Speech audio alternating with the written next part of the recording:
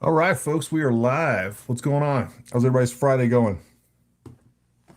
Anybody hear us okay? How's the audio? All right, folks, we are live. Oh, what's going on? Go turn that down, please. Friday going? Of course, we left the volume. How's the audio?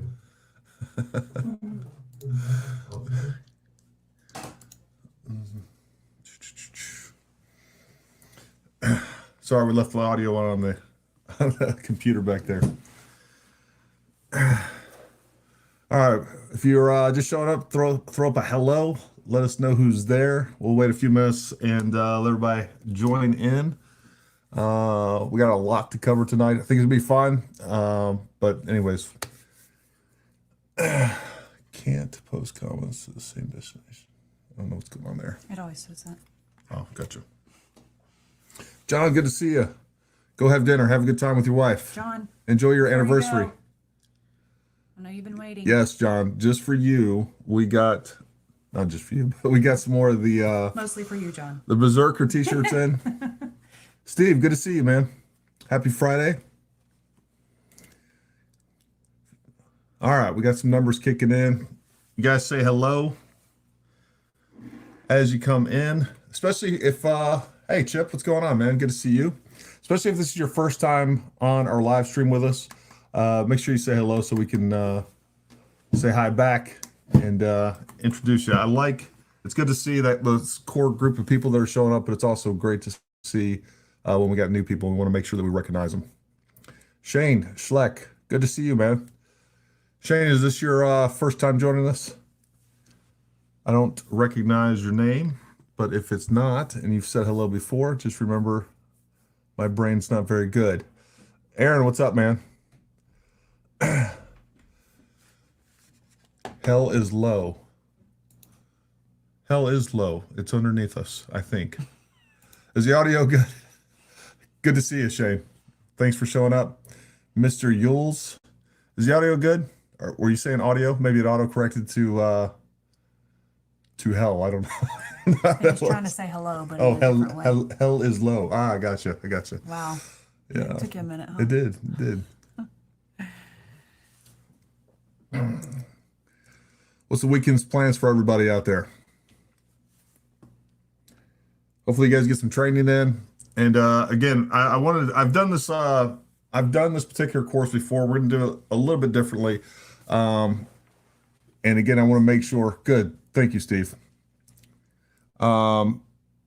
This is actually part of our long range course, but I think it's something that everybody should know, especially if you're thinking about getting into long range and buying optics and things like that. So I want to make sure that you guys know what you're getting into, give you a baseline of knowledge, and also address any questions that you guys have throughout this. So we'll get all into that in just a few minutes. A couple things I do want to cover real quick before we get started. Down below, folks, and again, this is a free course. Down below is a link to our Patreon. A couple things. Number one, a few bucks a month really goes a long way. We take that money, we put it back into the training, whether it's audio equipment, into this channel, into training. It doesn't go into our pockets. It gets reinvested in each and every one of you. If you're going to do $10 or more, and Summer's going to talk about these shirts. If you do $10 or more a month, all right, we're going to send you a free shirt. So send us an email, services@ParamountTactical.com with your name, obviously, and your size and your address, and we will get that out to you. And we really appreciate that. It goes a long way, and it helps support us, and it helps us support everything that we do. I'm going to start doing more of these types of training in the near future. There was I actually have an entire tactical carbine. Basically, what it was going to be called was Green Beret's Guide to an AR-15. And I was going to do a multiple video series, and I was going to put that behind a paywall. The more I thought about it, the more I think we just need to put that out for free. And I think it'll be a really good series. I want to do that live. We'll cover that over, I don't know, probably 10 or 15. Everything I want to cover is probably going to be 10 or 15 different live streams. But there again, once these live streams go up, they're basically on YouTube in perpetuity. until they either ban us or we take them down or something like that. But we want to give you as much content as we can for free. So there again, any of that stuff that you guys do on Patreon helps us. And of course, most importantly, getting your gear through us. And of course, also coming to train with us. We appreciate that. And it goes a long way. Summer, talk about some of these t-shirts. Okay. Well, we got 4 colors in. I think a couple of the colors are repeats, but I think at least one is new. Just got this one is the storm color. And then on the back it has our Paramount tactical flag.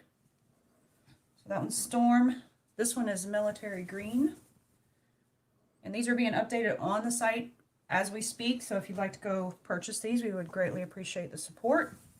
These are definitely our most popular t-shirt, backed by popular demand, if you will. Yep. Also, our other t-shirts are on the website as well. Yep. Go ahead. And this one's Heather Royal Blue. This one, the flag on the back really looks nice, I think. Yeah, really pops. Yep. And this one is called Asphalt Gray. I got 2 grays just because gray are so popular, but one's definitely way lighter than the other. And like Gary said, if you subscribe to the Patreon for at least $10 a month for at least 6 months, then we're going to send you a t-shirt for free. You can choose one of these or one of the other shirts on our site that we have in stock. The other big exciting thing that everyone's been asking for are sweatshirts. So we got some hoodies in. They have the kangaroo pocket. They just say Paramount Tactical in the front. Is that what that's called, a kangaroo pocket? It is. I didn't know that. Learn new things. Now I'm a marsupial. And then on the back we have the big Paramount logo. These are a medium weight sweatshirt, very comfy and soft on the inside. But Just like me, soft on the inside. we have small through double XL, I believe, in the sweatshirts, and we have up to 4X in the t-shirts. So yeah, and it's all unisex sizing. I'm wearing a small in sweatshirt right now. It's plenty roomy, but not too big. So for those of you guys that are big boned, we got you covered. That was an issue before. Anyway, we'll have the sweatshirts up on the site this weekend. We just got to get some pictures taken and get that listing up. There again, I know a lot of people have been waiting on sweatshirts, so just in time for fall, we got those in. And I think that's all I have. Cool. So I'll leave you to it. All right, we throw those sliders down there. Yep. Throw on another audio source case and get up and move around here. All right. Hey, Chad. Good to see you, man. See, Mules overtime 2,500 on distant rivalry feature on here 2 months back. I'm going to talk about that in just a second too. Hey, next week, folks, we have a live stream coming up, and it's kind of I'm actually really looking forward to this because it's different than anything that we've done before. Let's see, we're going to share the screen here. Select window or screen. I don't know which one. Let's see. We'll do that one. Allow. I don't know how to work this machine. Hopefully that's working. All right. So what we're going to be doing here, folks, is I want to show you guys the live stream that we're going to be doing next. I don't know if this is working. This is not working the way that I wanted it to. All right. So this live stream that we're going to be doing next week with Gary Kraus. He's an expert on Bitcoin. And I don't know why it's showing it like that. We're just going to get off of here. So, oh, there's a major lag. Sorry, guys. We'll get back on track here in a second, I think. All right. We're going to stop sharing screen for a minute. All right. So anyways, next weekend, next Friday, we're going to do that. I think that's really important. For those of you who don't know, we have a major issue with many of the credit card companies and other financial institutions really hammering down on basically those gun sellers, gun buyers. They're trying to track your purchases and things like that. This gentleman contacted me through he's a mutual friend, and I talked to him a little bit on the phone, talking about how some different options with Bitcoin. I don't know the first thing about Bitcoin. I'm not going to even pretend to. I've kind of stayed away from that. I know a lot of my friends have been into it. Anyways, I'd like to have that conversation with him to learn more about Bitcoin and cryptocurrency in general, but more importantly, how we can use it effectively and legally to fight back against some of these financial institutions when it comes to purchasing and really preserving our Second Amendment rights and privacy, amongst many other things. So I think there's definitely some perfectly legal avenues of approach that we can use that to, again, just take back some of our privacy and make sure that no one's tracking the things that we buy, because it's none of their business. And we definitely shouldn't be getting, my concern is that we basically have, private enterprises colluding with the U.S. government on so many of these things. And I find it unbelievably frustrating. I think we need to fight back in any way that we can. The other thing that I was just thinking about, Mules brought up, rifles for Christmas. Folks, I know a lot of folks have contacted us regarding they're wanting to buy a rifle for Christmas. Right now, the official lead time is 8 to 12 weeks. That's not up still, huh?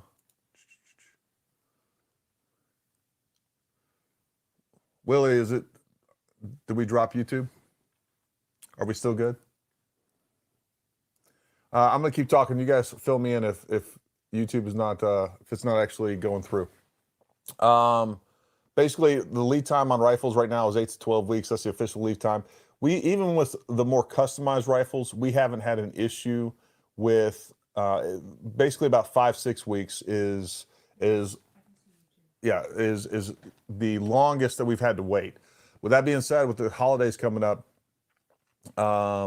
you can expect those lead times to increase. So if you're looking at getting a rifle for yourself or somebody else for Christmas, one of the MPAs, make sure that Hunter, yours will definitely be ready by Christmas. Don't worry, buddy. Make sure you're getting those orders in, and we'll make sure that we take care of you. All right. So I'm going to get right into this. We're going to go into this optics, and this again is meant to be a interactive course. This is the only way that it's. I always like teaching in person just because we can get a lot more interaction. But make sure you guys are hitting me with questions. I'm going to go through. We're going to cover everything that you really need to know about optics, and then anything. Nobody in this live stream right now should be leaving away with questions, right? So make sure you hit me with questions. If you're thinking of a question, somebody else is as well. So I'm going to attempt to share the screen again here, and then we're going to get into this. Now I'm going to go through a couple slides at a time, and then what I'm going to do is click back over to the comments and address any comments that you guys are having. So as you think of questions, you can type them out, and then we're going to stop and go back over that. We're going to go back over that. Let's try that. See what we got here. See what this does for us. That does nothing for us. And all right, we're going to remove that. And Summer, are you in? Did you log on to StreamYard? All right. No, mouse isn't working.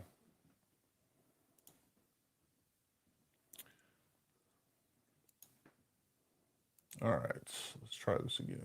Slides, share screen. There we go. Entire screen. All right, now we're good to go. All right, so let's jump into this. All right, so rifles, scopes, optics for long range shooting. I'll go down here and get it in display mode.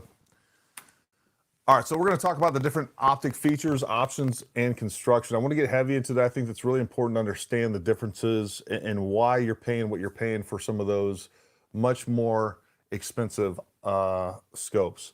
We're going to talk about the different reticle types and the purpose of those, and we're going to understand the importance of proper mounting. I want to get into that. I get a lot of sidebar questions from our mounting videos.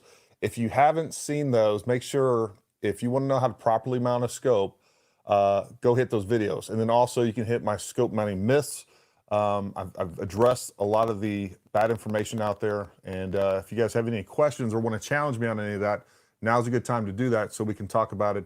And maybe I can actually illustrate it up here on this piece of paper back here. So when we're talking about options, scope options, we have fixed or variable power. First or second focal plane, we'll cover that. Parallax adjustment. And this is where people get really confused when it comes to MIL, MOA, BDC, all the different types of reticles. And then we're going to talk about the importance or the use of illuminated versus non-illuminated reticles, locking turrets, and zero stop. All right, so when we're basically looking at a scope, we need to understand just kind of the different components of this. And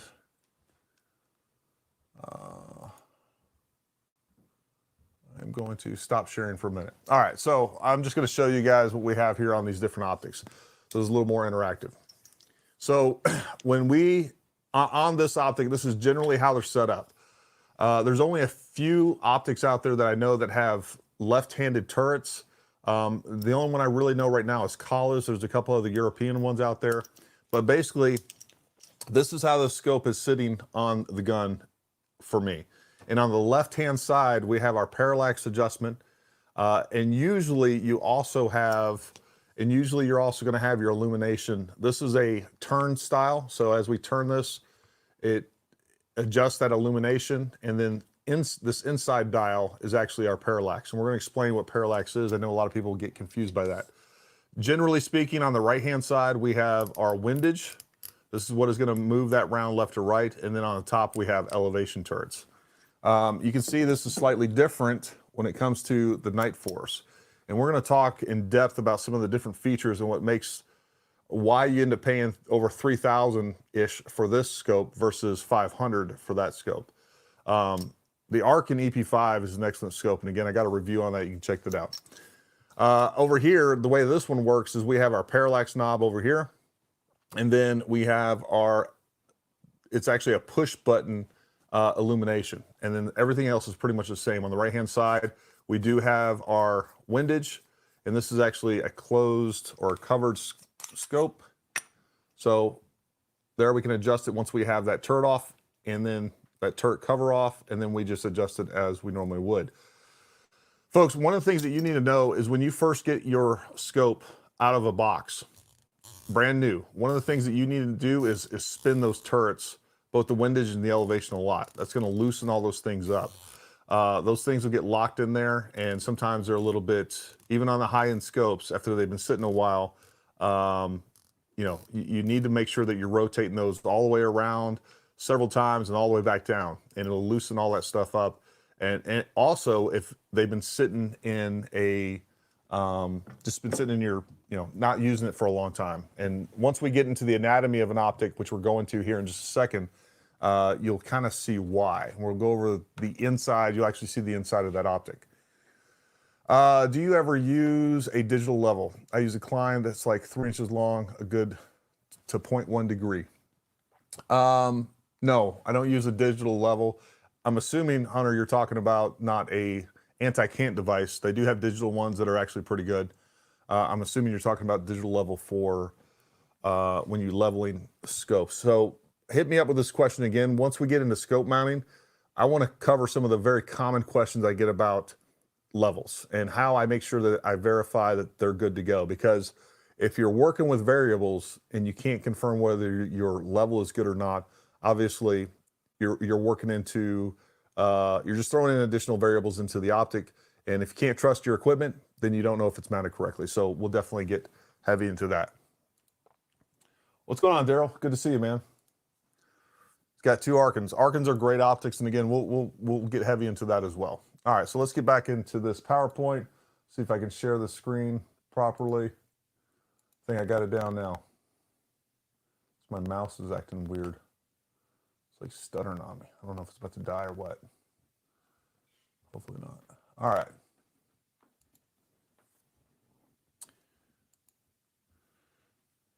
So let's get into that.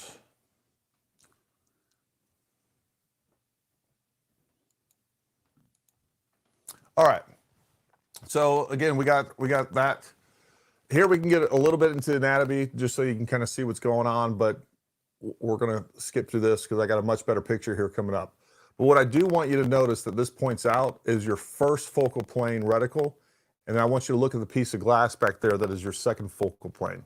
That's going to be important to understand when we're talking about first, second focal plane reticles and the difference between those, but just understanding the actual mechanics behind how those actually work. And here you can see a much better picture of the inside of that optic. Right there on the top, you have the windage. This actually looks like it's, I can't tell if the objective is away from us or towards us, doesn't really matter. It's definitely pointing away from us. Right there on that left-hand side is actually the parallax knob that's cut away. So we see what you have inside there. You see where those, the elevation turret is pushing down on that tube that the actual lenses are housed in. That's your erector tube. And we'll talk about more, we'll talk a little bit more about that a little bit later. This is a good example of what we're talking about here. Now, some of the more heavier duty optics out there, they have multiple springs. So they're ensuring they're putting a little bit more tension on there. But you guys can see we have that elevation turret that pushes down one direction. And then we have the windage that pushes it over, or as you loosen it, it's moving one way or the other. We're letting more of those threads out. Therefore, it's allowing the erector tube to move toward the windage knob. And then as we screw that in, essentially, and we're adjusting windage that way, it's pushing it away from that windage knob. The elevation assembly houses the click element and the spindle. The elevation usually attaches to this with set screws. This threaded spindle is part of that actually makes contact with the erector tube to allow it to move up and down. And here again, we can see just another picture of this, and you can see how much goes into that. And what I really want you guys to pay attention to is up here. Is basically what we have up here is a bunch of clockworks. And we're going to talk about all of that a little bit later. The other thing that you usually get into with optics is fixed or variable power scopes. This isn't the perfect picture for that, but basically if you have a fixed optic, all right, you can look at that 10 power. There's a lot of the old school optics are just a fixed 10. That's what I went to sniper school with, old Leopold, like Mark III or something like that. I can't remember the exact nomenclature, but it was a fixed 10 power optic. And you can get very good at using that. I think we definitely get spoiled and a little bit over-reliant on so much magnification. Whereas some of these other optics, there again, I'm gonna click away from here for a moment. And you guys can see that we have this optic right here as well as the Archon itself. Right here, we can adjust this. And both of these adjust from 5 power all the way out to 25 power. So, 25 power is a lot, folks. And again, it's very tempting when you're zeroing and grouping and things like that to be dialed all the way up. Folks, the more magnification that you're using, number one, the more movement you're going to see in the gun, and it's going to take you longer to zero, and you're not going to get a tighter group. So I really recommend zeroing probably around 19, 20 power. That's usually pretty good, depending on the environmental conditions. If it's really hot and there's a lot of mirage, you might want to dial it down even more. But even practicing zeroing, especially with these big objective lenses and these big tubes, folks, you're getting more than enough of a large image to zero this gun and to practice grouping at 100 yards. So if you really force yourself to do 5-10 groups of 5 rounds at 100 yards at 10 power, once you do start using that magnification, you'll see how much better that you shoot. But we get over-reliant on this magnification, and it is nice to have, but there again, just because you have it doesn't mean you need to use it and basically abuse it. Let's see what we got here. Update, there are 2 YouTube videos on one never started. What's that? Okay. Had us waiting on the other video. Okay. Sorry, guys. Looks like, yeah, this one. Looks like I hit the wrong one or something. Sorry, guys. All right. Still a few over there. Of course there is. All right, that's my bad. Completely my bad. I am living in the future, a week away. We're gonna have to rename this. It is what it is. All right. I don't think that's gonna work that way. I was wondering why there were so few on there here at the beginning, but that's all right. All right, so moving on. Image quality considerations. Let's see. Boom, let me make sure I share this. All right, we're gonna share the entire screen here. And then my mouse is gonna work.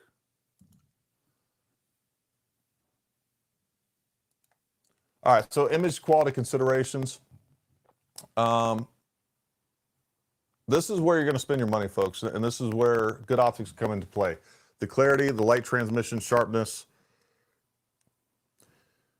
and the color, right? So that's good glass is going to cost you money, and that's where you usually end up, as well as the better optics have multiple lenses in there that are kind of doing redundant things. That's why this Night Force is so much heavier than the Arkin, but the Arkin does a really good job with overall image quality. I will tell you that right there. The other thing that you're going to pay for that makes a big difference is coated, multi-coated, and fully multi-coated lenses. Make sure you're looking at that. And again, all of the higher end optics, whether we're talking about Vortex HD, Night Force, they're going to be fully multi-coated. So they have multiple coatings on there, and those do many different things. They reduce glare. They're going to make sure that they increase the color contrast and sharpness overall.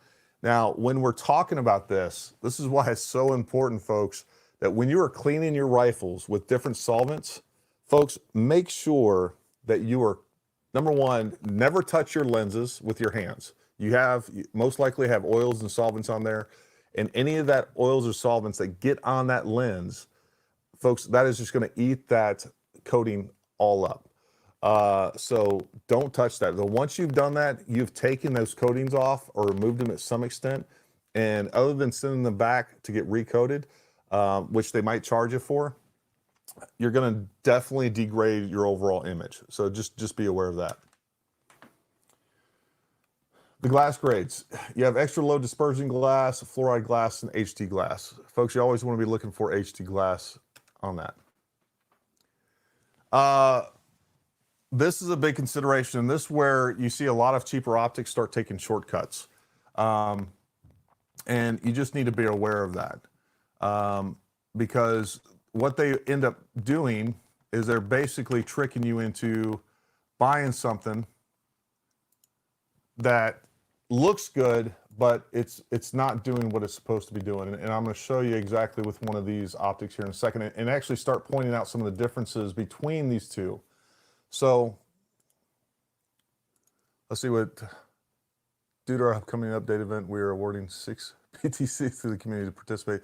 I don't know what this is. Folks, this may be spam. Hey, Summer, check into this post right here, this BTC.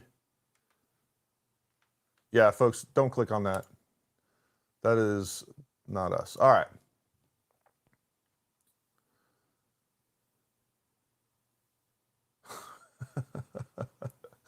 Yeah. All right.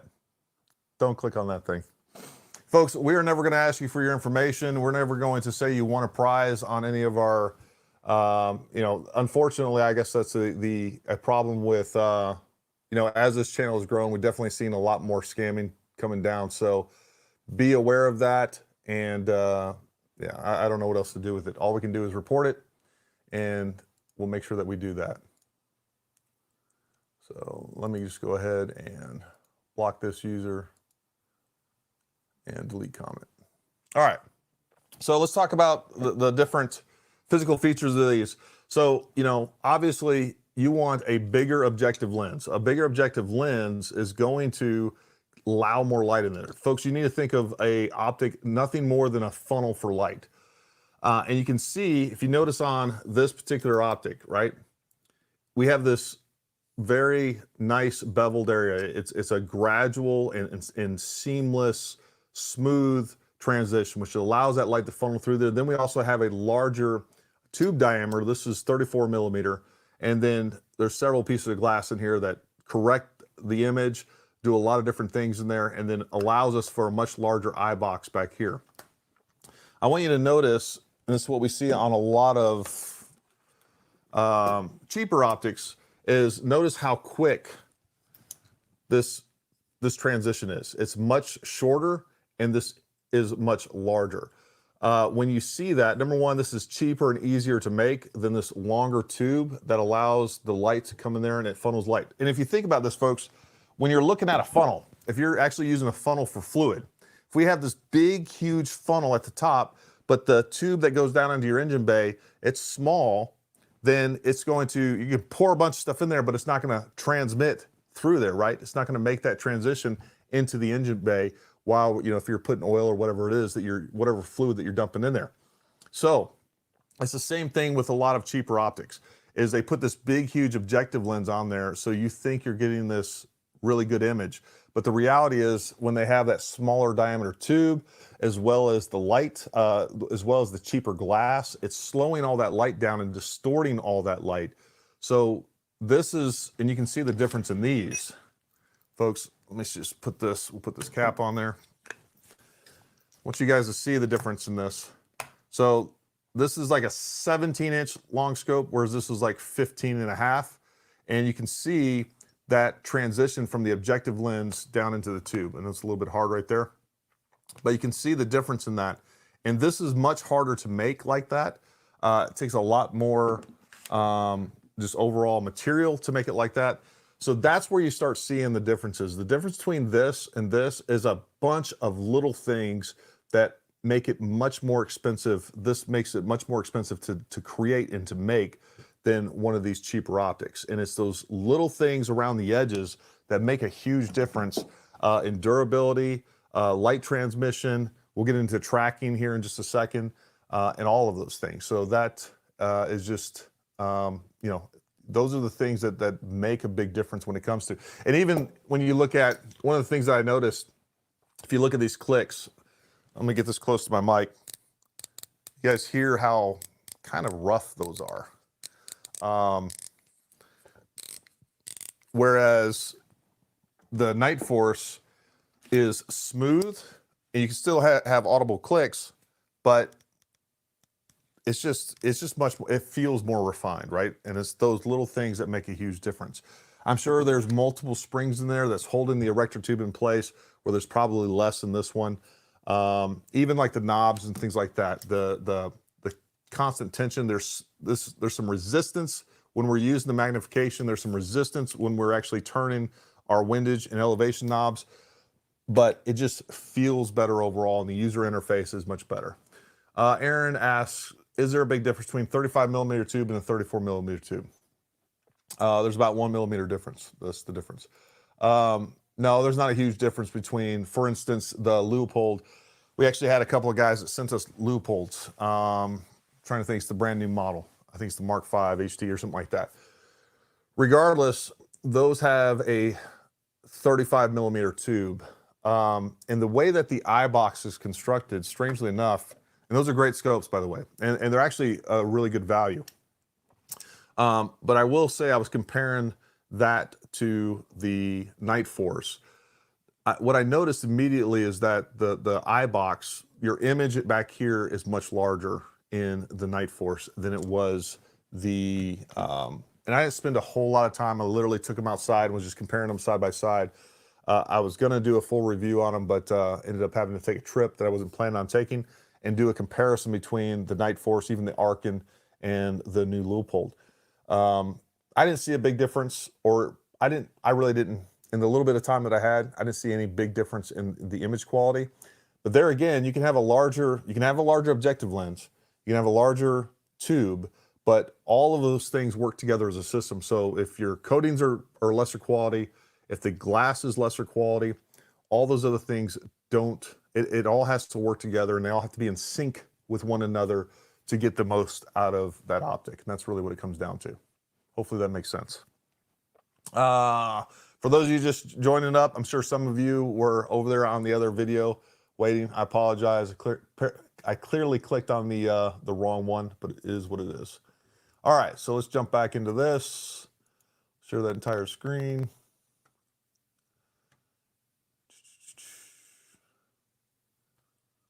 And allow. All right.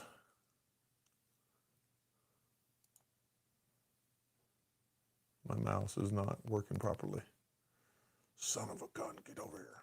Click on the right one. All right. All right. So all of those things working together, making sure they're in the right ratios, making sure that you got good glass, all of those things make a huge difference.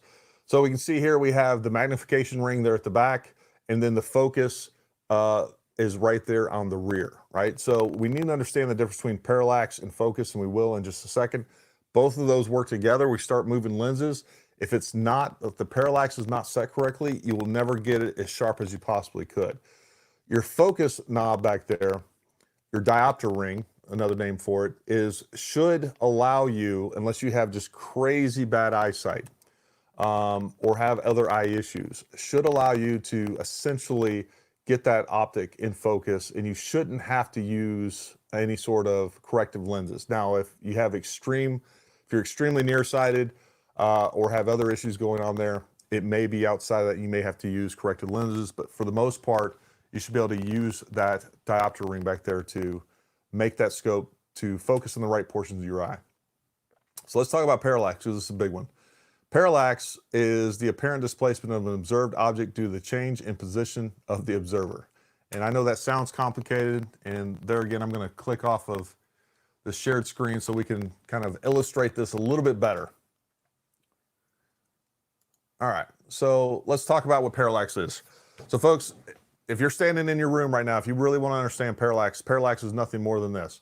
If I am taking my finger and I'm putting it right on the crosshairs over there, now it's lined up with my right eye, and right now my finger is directly on the crosshairs.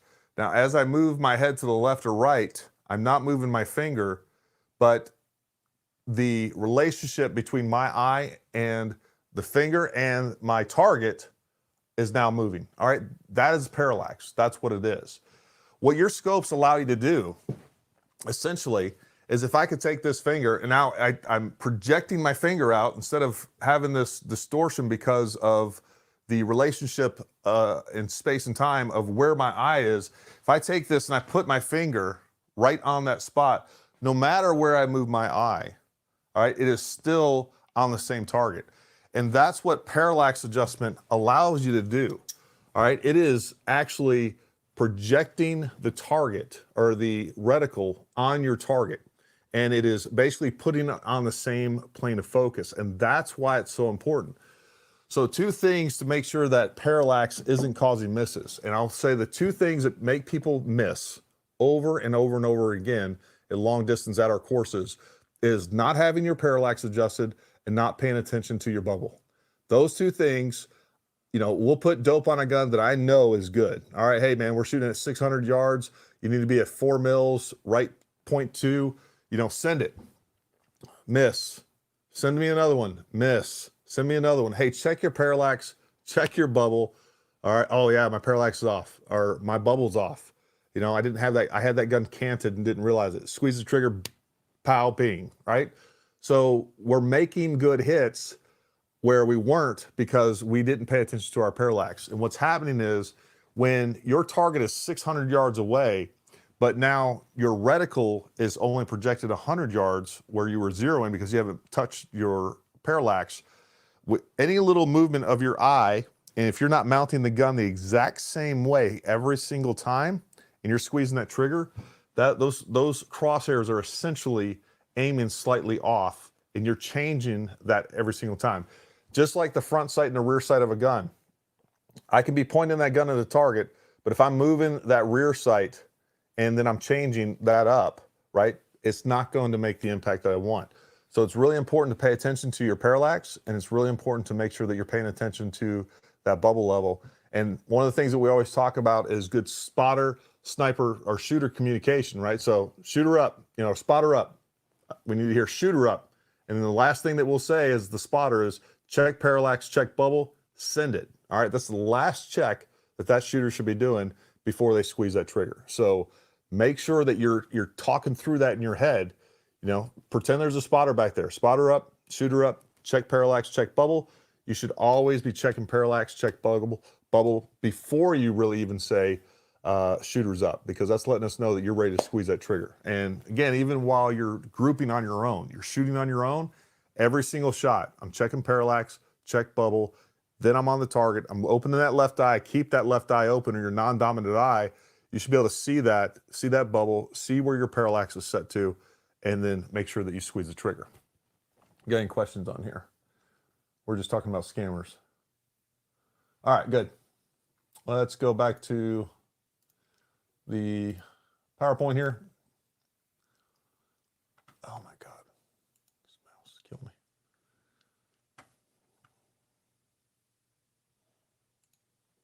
All right, and that's essentially what this illustration is showing, right? It's showing that we basically have our parallax set to 200 yards or whatever it is, short of the target. So there again, you're creating variables with any little movement of your head. Now, back in the day, you know, we used to shoot scopes that had a set parallax. And the thing that you had to do was make sure that you mounted that gun the correct way every single time. Now, one of the questions I often get is, Gary, what if I'm shooting multiple targets and they're between 400 and 700? So what I do in those situations is I set my parallax somewhere in between there. So my parallax is probably going to be set somewhere around 550. So that way it's pretty darn close. But you have to pay a little bit closer attention to your fundamentals and make sure that you're mounting that gun the same way, and your relationship with your eye and your optic in that reticle is the same way every single time. All right, so let's get into some reticles. All right, so minutes of angle. I'm just going to, actually we're going to exit the share screen here, because I would rather just talk through this and kind of show you what we have going on there. So when we're talking about minutes of angle, folks, if you have a circle. All right, we got that circle back there. That's 360 degrees. Within that circle, you take 1 degree out of that and then divide that by 60. That is a minute of angle. And that is that is 1.047 inches at 100 yards. So let's just do some sniper math. It's 1 inch at 100 yards. And if we think about an angle, I want you guys to think about a really, really tight beam flashlight, practically a laser, right? If I have a flashlight that when I turn that flashlight on at 100 yards, it is making a perfect circle. That flashlight is going to continue to open up. We have a degree of that beam. At 200 yards, it's 2 inches. At 300 yards, it's 3 inches, and so on and so forth. But 1 minute of angle is always 1 minute of angle. So 1 minute of angle at 1,000 yards is still 1 minute of angle. It just happens to be around 10 inches. And that's why 1.047, that 0.047 doesn't matter. So at 1,000 yards, if we include that 1.047, that is 0.47 inches, so less than a half an inch at 1,000 yards. So unless you can shoot a group smaller than a half inch at 1,000 yards, that's why that 1.047 inches, that 0.047 inches doesn't matter. So that is essentially 1 minute of angle. Now, when you think about it, there again, somebody can throw that up there. And if you have questions about this and need me to clarify more, I'll be happy to. We can spend some time on this. But what is 1 minute of angle? How many inches at 650 yards? Somebody can throw that up on the screen at some point. So think about that. Or 2 minutes of angle at 500 yards. How many inches is that? So keep that in mind. But ultimately, whether we're talking about minutes of angle or mils, it doesn't matter. Both of those that answer is correct, Chad. Is there, let's see, suggest magnification for 18-inch, 5.56, 22-inch barrel, 308. Probably, I would highly recommend the Trijicon 1:8 Credo. That's what I would go with on that gun right there. That gun with a 1-to-8, that 8 power on that optic, it's such a big eye box. You'll be able to shoot to 1,000 yards with that thing. But if you need to do CQB with it, you still could. Now, if you want to go a little bit higher magnification, you can, but I would highly suggest that like a 1-to-8. That's perfect for that rifle. They do make 1-to-10s, 1-to-10 powers. So you could get one of those as well, but I think 1-to-8 would be plenty for that rifle. All right, so that is minute of angle. Are there any questions on minutes of angle? If there are, throw them up there and we'll definitely come back to that. All right.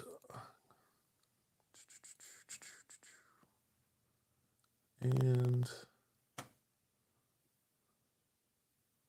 oh my God, my mouse doesn't want to move on me.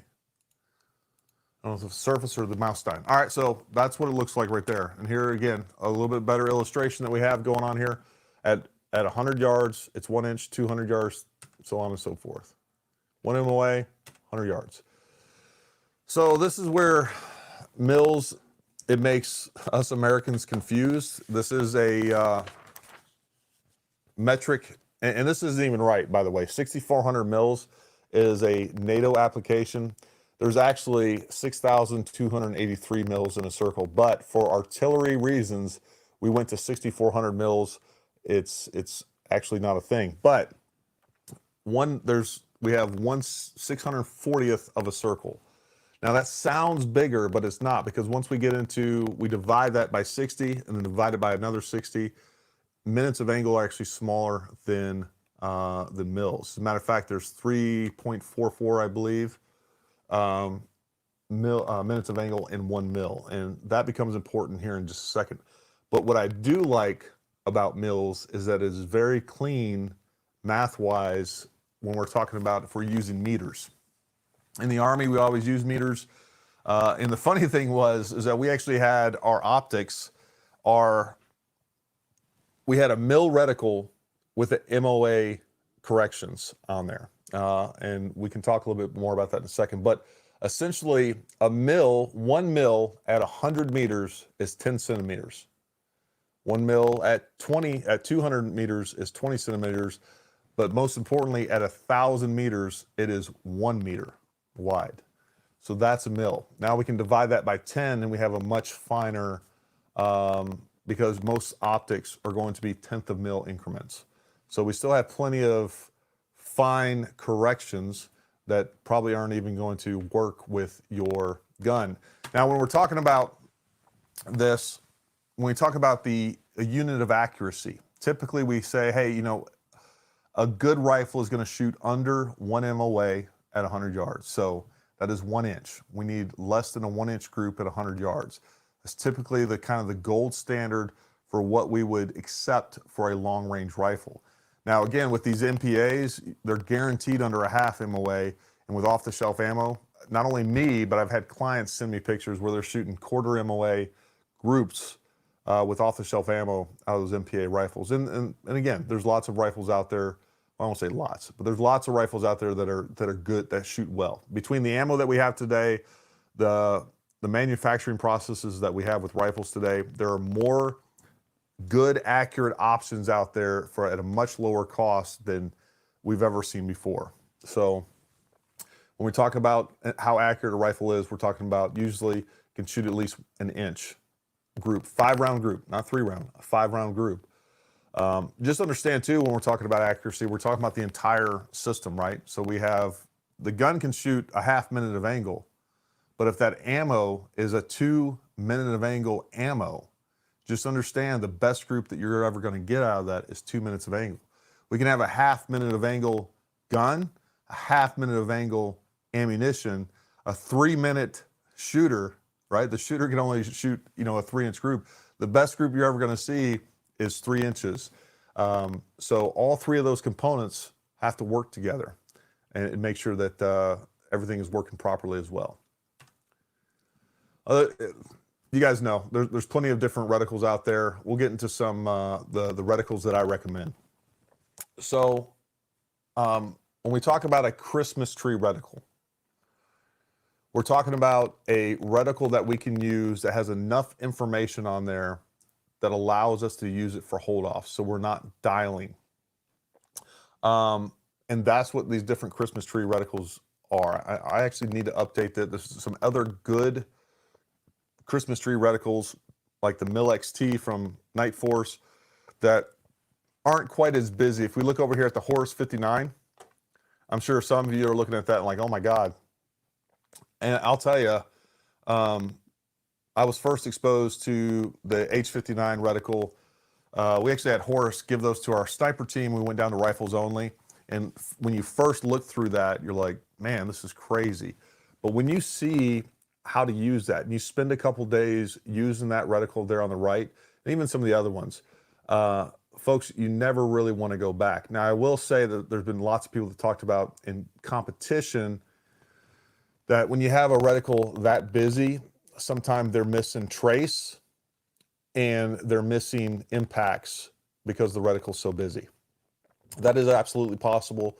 The Mil XT gives you a very close, it does basically the same thing. It's just not quite, there's not quite as much information on there, but probably more than enough. And it's a little bit cleaner. So there's not as many fine tick marks in between each of those mils. So you basically on that one, you have 2/10 of mil in between each one of those. So every tick is 2/10 of a mil. So a lot of information there. Here we have our standard old mil dot reticle. This is what I, originally went to sniper school with. And here we go. So this is actually one of the Horus. And this is actually what you see when you kind of zoom in a little bit. Now, folks, I want you to look at this reticle and understand the utility of it. So for instance, if I'm using the crosshair up there, that dot at the very top, right? Hopefully everybody can see that. Let me try to get my mouse. It doesn't want to cooperate. All right, so that's our 0 point. Now, if I'm aiming right there, and let's say I haven't zeroed this rifle, you can actually use in this reticle, you can zero this with 1 round. If you know your hold is good and everything else. So let's say I aim at a target, or it could be a wall in combat, right? It doesn't really matter. But if I'm aiming and I see my impact, it impacts, I pull the trigger, boom, we get some recoil, and then I put my crosshair back on my aim point, and I see that the impact is right here at the 2. All right, so we're down 1, we're right 2. So we're hitting 1 mil low, we're hitting to the right 2 mils. So I know exactly what my correction is on my dials. To zero this gun, all I need to do is go left 2 full mils and then up 1 mil. And now I'm going to make 0. I will actually have that gun zeroed.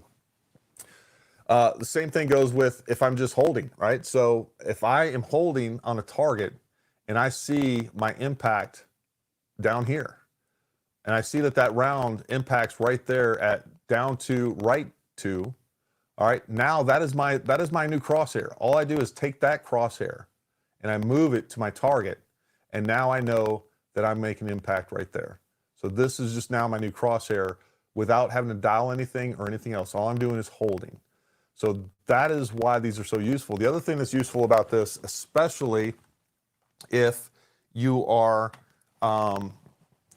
using a spotter. So now my spotter should have the exact same reticle that I'm using in his spotting scope. And that allows him to give me the exact same corrections. We're seeing the exact same thing. So there again, if he's seeing that, that allows me to make those same corrections right off the bat. Hopefully that makes sense. But again, it does take some training, right? We got to do a little bit of training. We got to take some time, spend some time on it. But once you do spend a little bit of time on that, you guys will see how useful that actually is. And it makes a lot of sense, but you got to spend a day or two on that. There's no doubt about it. All right. There's a lot of bullet drop compensated reticles out there, and I am not a fan of these because they never work the way that they're supposed to. Or at least I've never come across one that does. I've heard of some that come close, but I've never seen any that do. So, you know, again, these bullet drop compensated reticles in turrets, and here's a good example of it, right? So according to this, at 308 wind, you know, this is 100. So I zero this at 100 yards right there. And then theoretically, this is my 200, this is my 300, and so on and so forth. The problem is this reticle was developed using a certain rifle, using a certain ammunition and a certain muzzle velocity at a certain environmental situation, right? The moment that those changes, now we're getting significant variance between these without a doubt. So, you know, now my actual 100 is down here. I just, you know, I'm making a note, hey, it's slightly lower than the actual 100. My 400 is actually at the 450. So you start doing these hold offs that you got to remember anyhow. But the problem with this is now you're stuck with one specific scope that is tied to a specific caliber. Now there are some companies out there where, you know, you can send them your optic, they'll replace your turret. They're essentially doing the same thing, and you have a BDC turret. But then you're forced to use a very specific ammo that's going to cost you a lot of money. And there again, now you have a optic that is completely tied to that type of ammunition that you're buying from them because it's loaded, or they designate a certain ammunition. So now you're tied to an ammunition, and that only works for that gun and that barrel length, or any other gun that's getting the exact same muzzle velocity. And even when they were developing those turrets for you, those customized turrets, they're still developing those at a specific environmental condition that is going to change. So that's why this to me is the biggest gimmick. I'm not a fan of these. These will get you close. And I think, you know, probably out to like 500 yards, it can work on a you know, man-sized target. But they're definitely not for, I wouldn't recommend these for hunting at any distances, you know, especially not past 300 yards, because there again, you're going to have some variance. Whereas, you know, if I know the environmental conditions, I can change that. I can take one scope that I know my dope. I know exactly what my dope is at 300 in these conditions. I know what my dope is exactly at 400 for these conditions. And I already know that. I have that written down or memorized, whatever it is. So I highly suggest that we stay away from these BDC reticles. This is basically an ACOG reticle, one of the old ones. There again, this is a lot of theory, and it's usually not going to come out. Same thing, another reticle type. That's essentially a BDC reticle. These are the dual ones. Basically, this one is saying, hey, you can use this for 223 or 22-250 Remington using 55 grain. And you can see the difference there. Basically, this hold off is for 200 yards versus 100 yards. So this is one that's good for two different calibers. But there again, it's going to be close. And you know, if you're only shooting out to 200 yards or so, it's probably going to be just fine on a target the size of this coyote right here. First focal plane versus second focal plane. Before we get there, let's go ahead and see if there are any questions that we have in the comments there. Oops, let's go back here. And all right. Nope, we're good. We're good. Any questions? All right. Let's go back to this entire screen. Wow.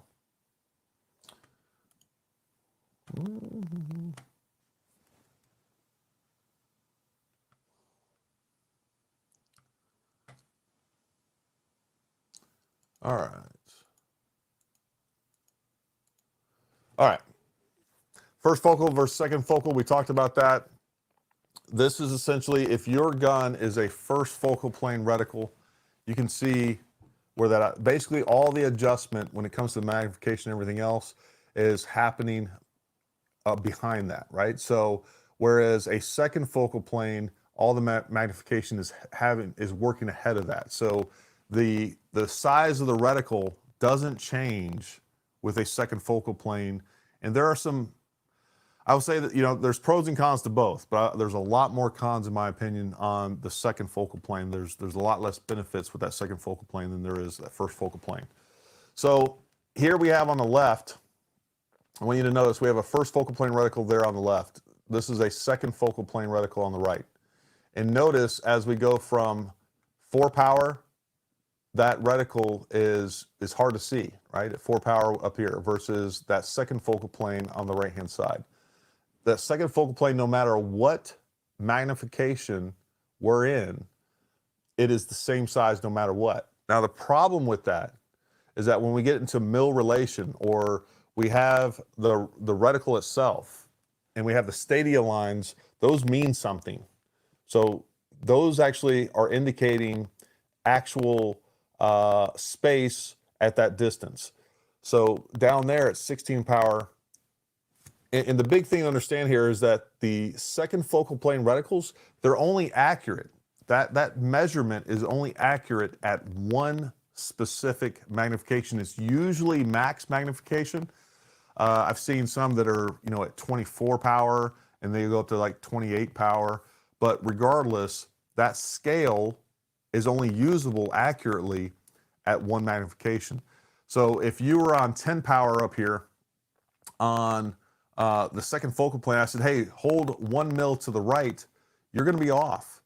It's not going to work correctly. Whereas even though our reticle shrinks on a first focal plane reticle, it's shrinking. If I can see those, and you would be able to see at least the full mil marks, right? So and then you can even judge in between there. But we go down here to the 16 power where we have a little bit more magnification. We can actually see the finer hash points in between there. But regardless of what magnification, a first focal plane reticle, that scale is accurate, regardless if it's MOA or mils. It doesn't matter. It's going to be accurate no matter what. All right, so let's talk about scope mounting. Folks, scope mounting is a big deal, and I've seen a lot of people talk about, we can get into methods and different things like that, and there are definitely several methods that you can use to properly mount a scope. There is, without a doubt. If you go look at my scope mounting video, I have tested that method. I've used it. I started off using only plumb bob method. That's how I was taught. And after testing, I saw that there was there's lots of room for mistakes using that.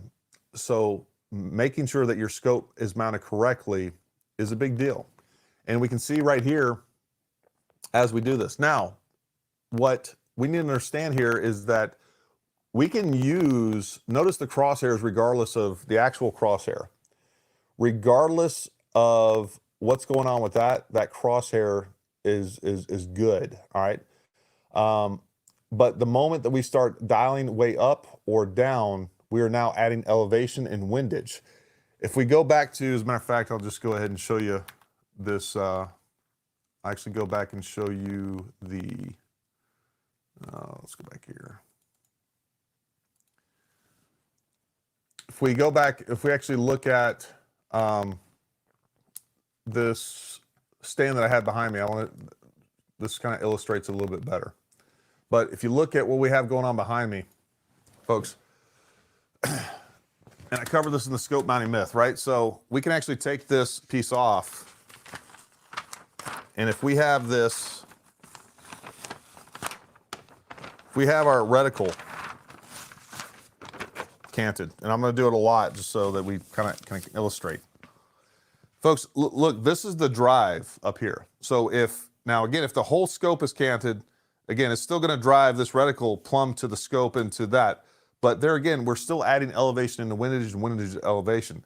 And the same thing goes with our reticle itself. If that reticle inside the scope, and I've heard this a lot, well, it doesn't matter if we are going off the turrets, because, you know, a scope reticle can be canted inside the actual optic, inside that erector tube.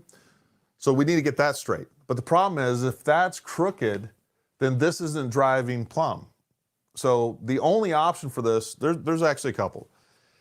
You can actually shoot a tall target test, and you can see how much variance. And I'll go pull a tall target. I actually meant to pull one out. But you can actually see the variance on that, and you can actually put that into your calculator. But that is just a workaround, right? It'll work. It'll give you how much you're missing and all of those stuff.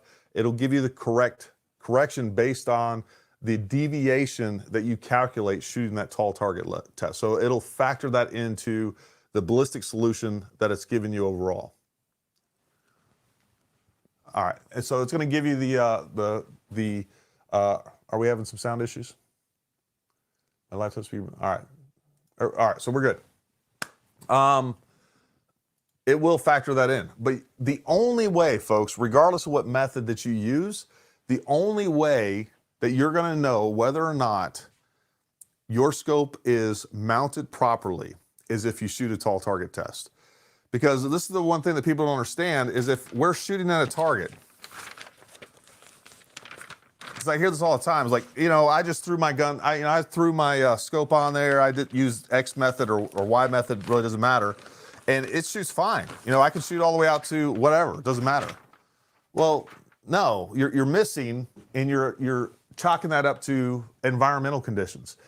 So, you know, if my scope is off 2 degrees and I'm shooting at this target at 800 yards and we impact over here, yeah, I'm going to dial over. All I'm going to do is, you'll get there eventually. You're just missing and wasting. You're missing a lot more and wasting a lot of ammo that you didn't have to. You wouldn't be making those misses, but you're not attributing that to the fact that your optic is misaligned.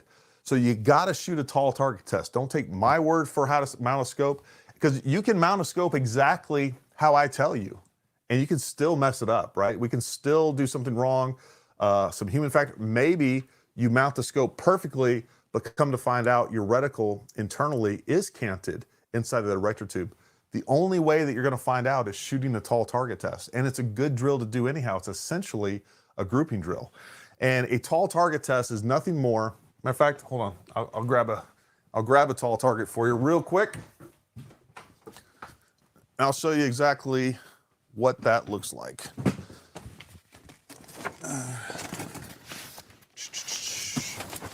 There we go. Right here.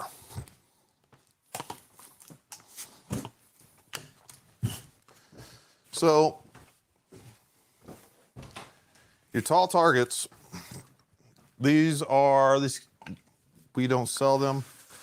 You can get these from Box to Bench Precision, and these are a great target. And there's other ones. There's tracking targets you can get, but essentially, this is what it looks like, folks. So you use 0, and they have all kinds of different reticles up here and different targets that you can use for different. Here we're basically, you know, doing some reload. This is 1/100th off the. This is 100th off the lands, 4 100ths, 8 100ths. So you know, there we go. And you can test all this, but more importantly, this tall target, right? We 0 and we shoot a group. We shoot a group, we got a 5-round group down here.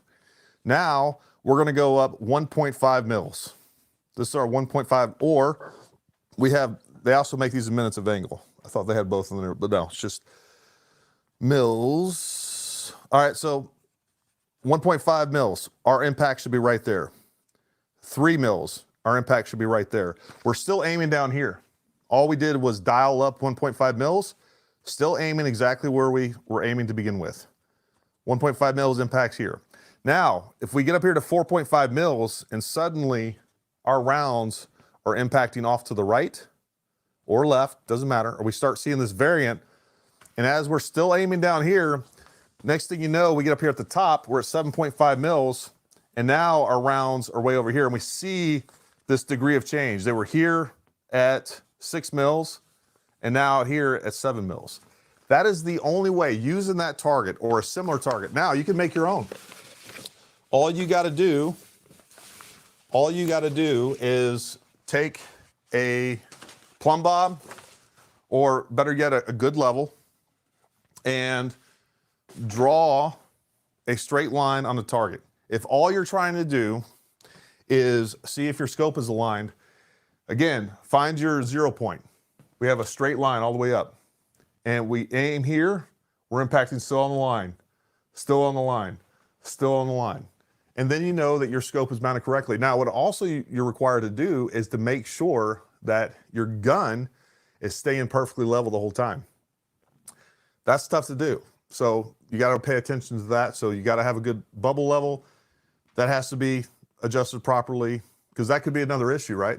So our optic is level, but the bubble level that we're using as an anti-cant device is off. So those are all things that we got to test. So there's a lot of time and energy that goes into it. And, you know, people think that I just started doing this stuff because of YouTube. Folks, I was doing this as a E5 sniper team leader, or E4 sniper team leader. I loved this stuff. I fell in love with shooting, and long range was definitely my passion. I was testing all of this stuff. I started noticing, and the reason I got away from the plumb bob method, I started noticing when we were shooting some of these tall targets, a lot of our rifles were off. The first thing I thought was that, you know, something was wrong with the optic. Well, come to find out, we did some tracking tests. That wasn't the issue. We took them apart, we put them back together. There's just a lot of fudge factor inside of a plumb, if you're using a plumb bob, because we gotta get that gun perfectly locked down and lined up with the plumb bob out there. You can do some, as far as, if you guys know the flashlight method, you can do that somewhat successfully. Again, I just think there's a lot of room for error in all those methods. And without a doubt, I've mounted literally hundreds of optics using the method that I outline in my scope mounting. It's the easiest way, and it has the least amount of room for error. And when people say, well, again, everyone that says they've used these other methods and their gun is fine, they've literally never have shot a tall target. Not a single one of them. I've asked, like, you know, they get on the YouTubes here and they challenge me on that stuff, and not a single one of them has actually shot a tall target. So you don't know until you're out there. Now, your gun might be off, not enough to matter, because you can have, you know, if you're not a full degree, or if you're like a quarter of a degree, but at distance it could end up being misses. So now we're starting to stack variables, right? We're stacking tolerances. You know, now my gun is slightly canted, plus I've already got cant built, just a slight cant built into the way that I mounted my optic, and we start adding those variables and start running into problems. What do you think about I get this question a lot, about the Ariska wedge style levels. The first time that I've come in contact with those was using Spur. Spur comes with a wedge too. I don't know if they're made by Ariska or made by Spur. Regardless, it doesn't matter. It's the same method. I never feel good about those. Between like shoving it in there, and again, Spur actually has a little spot where that little wedge goes inside there, and it's supposed to level up against there.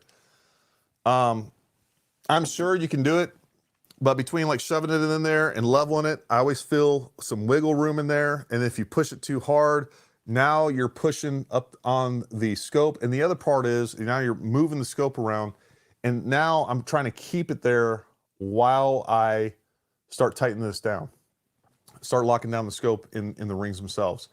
And me personally, I've always had those shift. When I'm done with it, I look and I see wiggle room in there.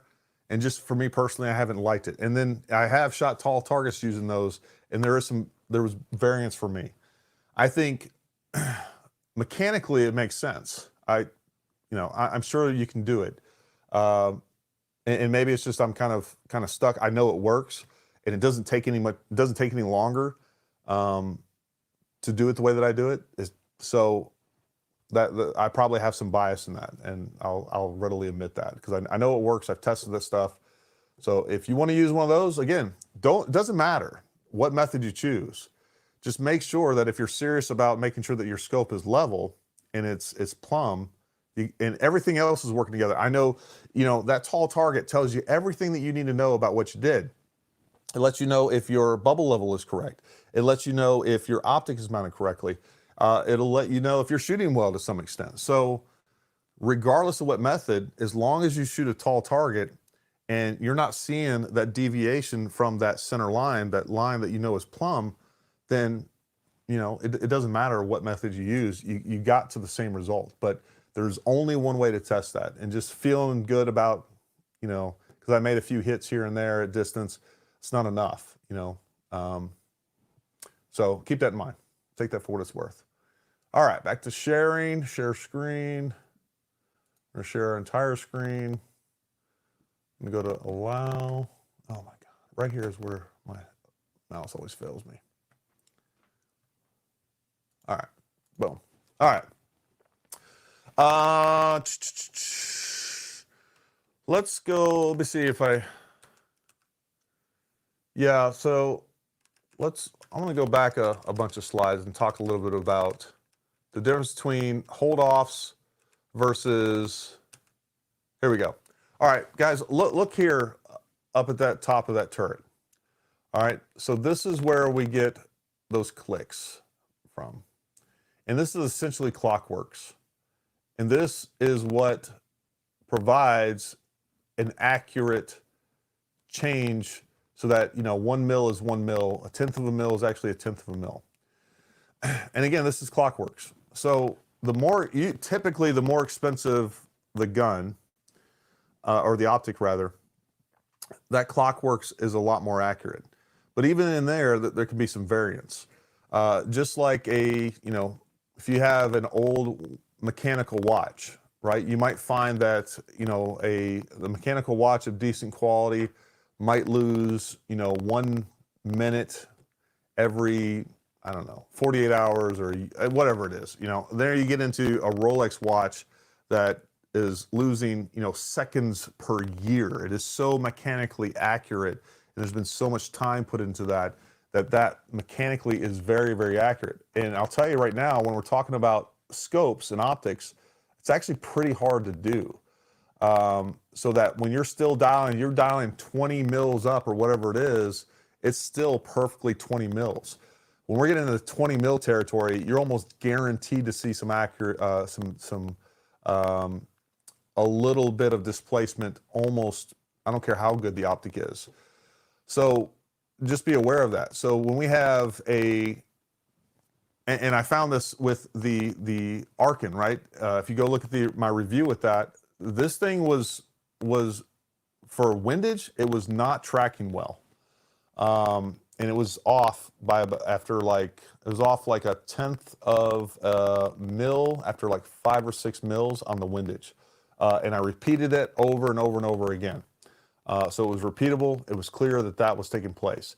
So again, that's where some of that money goes. Now, when we talk about a reticle, here we go. We got our reticle right here, right? So they CNC this, they etch this onto glass. And even the cheapest scopes out there, they're using CNC to etch this. The reticle itself is almost guaranteed to be accurate. 1 mil is 1 mil, a tenth of a mil is a tenth of a mil. If your reticle was 30 mils long, at 30 mils, if it was mounted correctly, it's still exactly 30 mils, 30.1, the cheapest ones. So this goes back to holding versus dialing. Holding will always be more accurate. It just takes not a lot, but it takes time to get comfortable. We get so stuck wanting to only shoot at that center target, right? We only want to shoot at that crosshair. We want to use this. We want to dial everything so that our hold off is always at that crosshair. And the problem with that is if you're dialing everything, you're almost guaranteed, unless you've done a lot of testing and you know for a fact, but you're almost guaranteed that you're actually putting in some sort of variant, and it's almost guaranteed not to be accurate.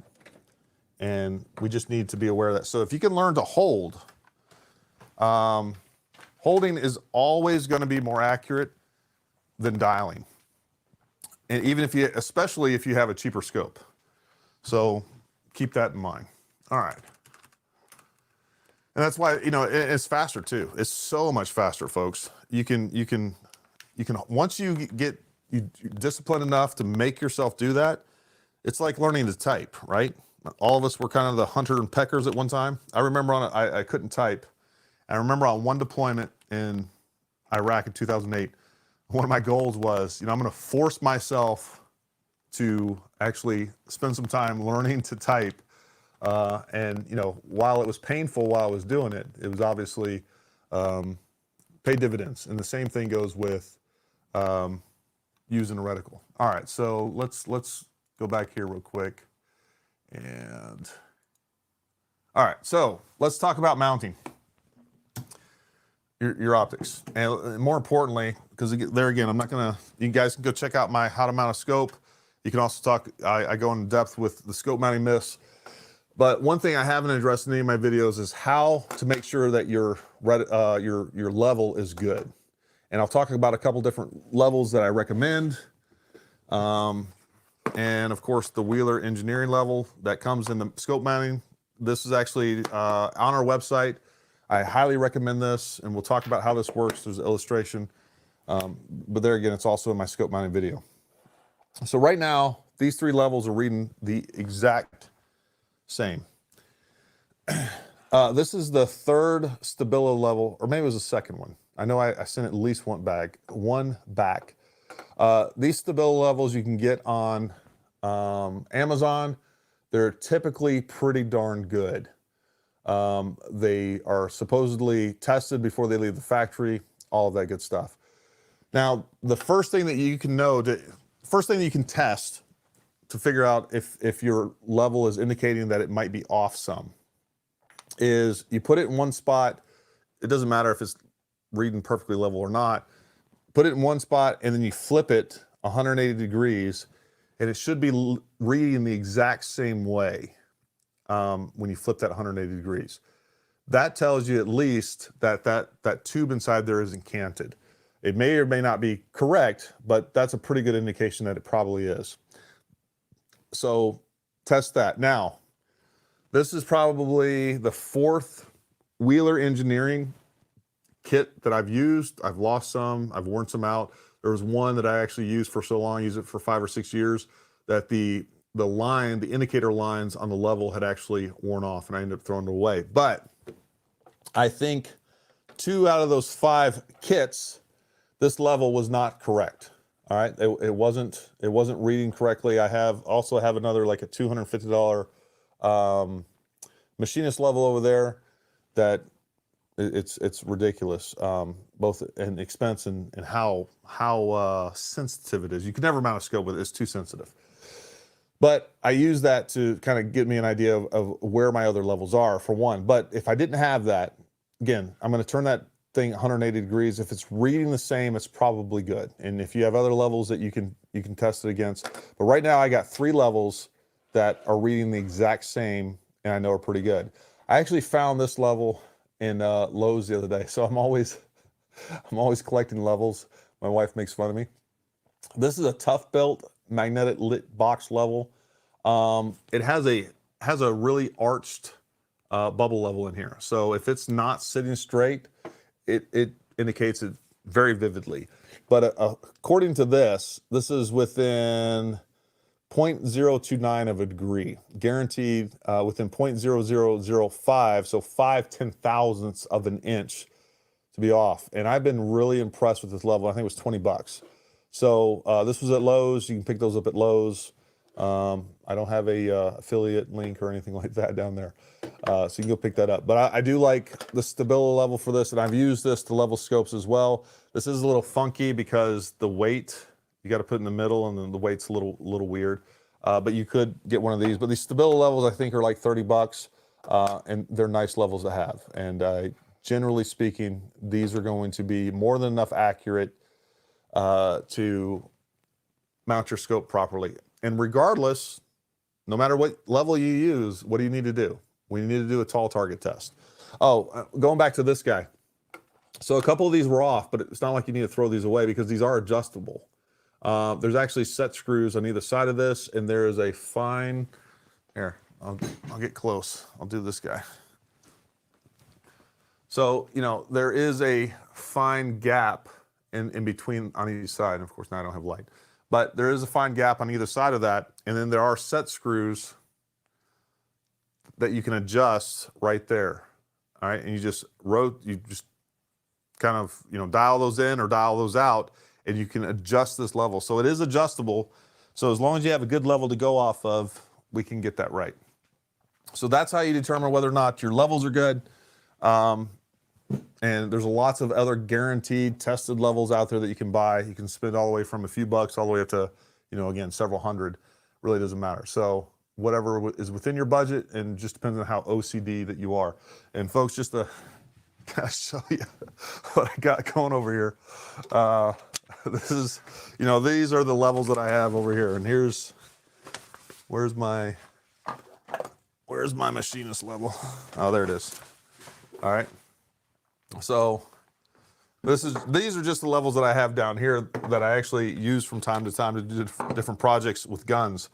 But, you know, there again. Now you know how crazy I am. So all that stuff matters to me, right? And it's fun. I enjoy doing these things to where, you know, you're getting into the science and the mechanics of all that. And you're breaking, I swear I haven't been drinking. You get into the science and mechanics of all this, and I enjoy that. And not everybody does, and I get it. You just want to throw your scope on there and go shoot. But you also want to be able to do this stuff yourself, because I'm telling you right now, I can't tell you how many, the worst scopes I've ever seen mounted have been done by gunsmiths. Not to say that we haven't had clients come in that have a scope mounted by a gunsmith that was done correctly. We have. But the worst scopes I've ever seen mounted were by gunsmiths. So do this stuff yourself. If you care about your investment, about your time, about the ammo that you're going to waste, if your guns aren't correct, you got to take responsibility for it and make sure that you're doing everything correctly. All right. And I'll just very briefly talk you through, that's not what I want to do. Share screen. Share screen. We're going to share the entire screen. All right. And if it's not square, it's not going to shoot true. We talked about that. Hopefully we beat that to the enough, right? Again, this is the Wheeler mounting kit. All you're going to do, folks, is you're going to make sure that you're going to start off with that level that's up there on the turret. You're going to find a flat spot on the gun. This is not a good example necessarily, but obviously you normally have a rail up there that is going to be level enough. And honestly, it doesn't really matter if that is perfectly square to the gun. It doesn't matter, because we're mounting that to the rail, and we can make adjustments off that. I've talked a little bit about if you have a 20 MOA rail, if this rail is not mounted flush to this circular barrel, it doesn't matter. Just know that. But we're going to mount it to this rail, and we're going to make sure that this is, we find a flat spot here, and then we take that, we get it level while it's before the optic is actually up there. And this reads true. Once it's up there, it's locked down. This is not a good mounting system. Again, make sure you're using something that locks the gun into place, like the Tipton Ultra Vice. That's a really good one that I use all the time. I think we're out of stock of them on the website right now. But once you find where that's level, then we put this on here, all right, and we continue to adjust it. We get it tightened down, and then we use this knob to adjust it to where this is level. Because what I'm going to end up doing is removing this level, and now there's no level on the gun other than this. And this is what's telling me what's level. So now I'm mounting my scope up there. I'm making sure that the gun is level using the barrel level, and that's what I'm adjusting off of. So I make sure that's level, and then I put my optic up there, and I continue to move that optic until it says it's level. So that's how you use that. There's another type that you can use. These are, I don't even know if they sell these anymore.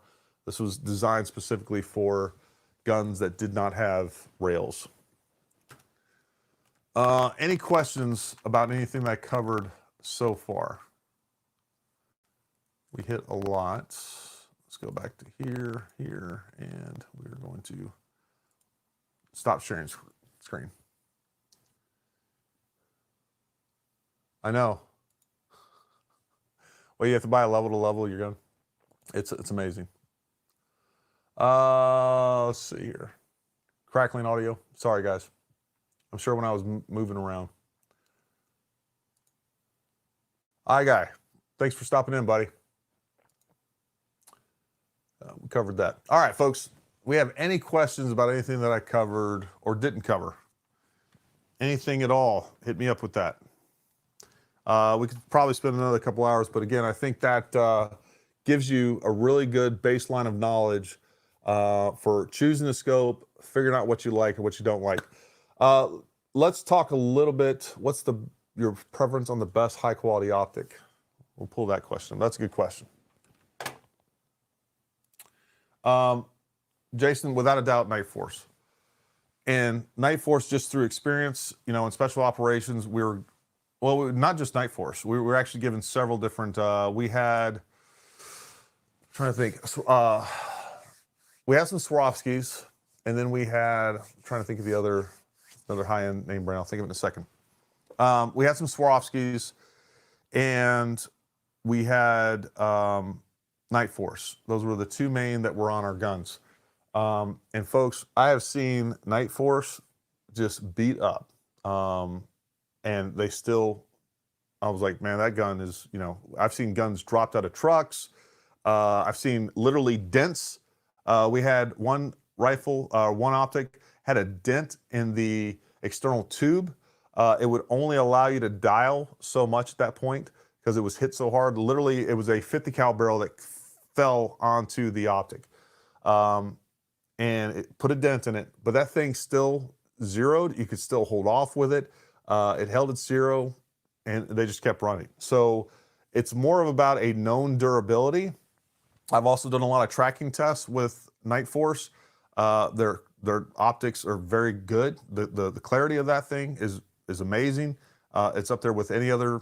You know, you're not going to sit behind, you know, a Swarovski and a Night Force and see any significant difference, even though there's some argument to be made that Swarovski uses a little bit better glass and there's some other things there, but I've seen Swarovskis break very easily.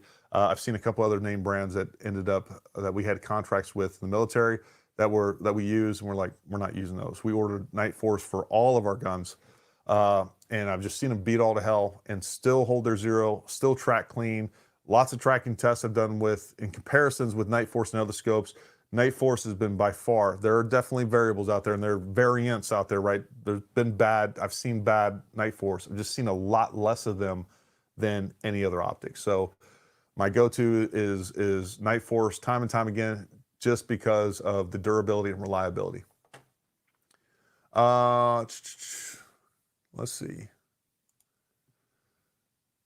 EP5 versus Viper Gen 2. I haven't tested that against the Viper Gen 2.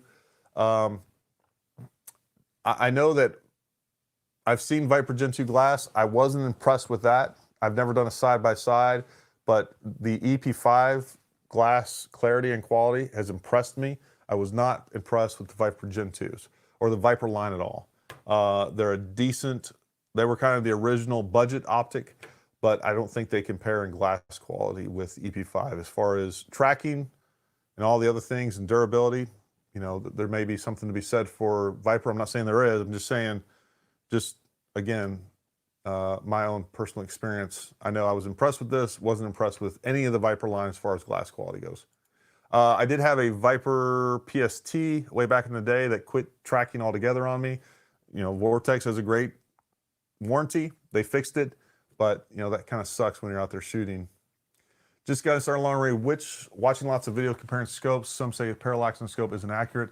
Is that a common problem? Yes. All right. That's a great question. I actually meant to address that. That is absolutely correct. I do not. So we have the hash marks on parallax. Now, I will say I found, again, Night Force and some of the other higher end ones. I did a little bit playing around with the Vortex HD Gen 3, the parallax seemed accurate on that. But I don't pay much attention. I actually like, so this optic and many other ones, this one does too. It has hash marks on there and actually has indicators. So 100, 200, 150. I use those as a reference point to get me there. I don't base my current parallax setting off of those numbers. That's just a starting point for me.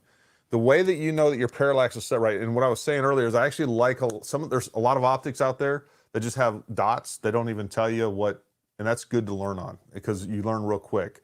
They don't actually have those yardage marks on there. And this is how you figure that out.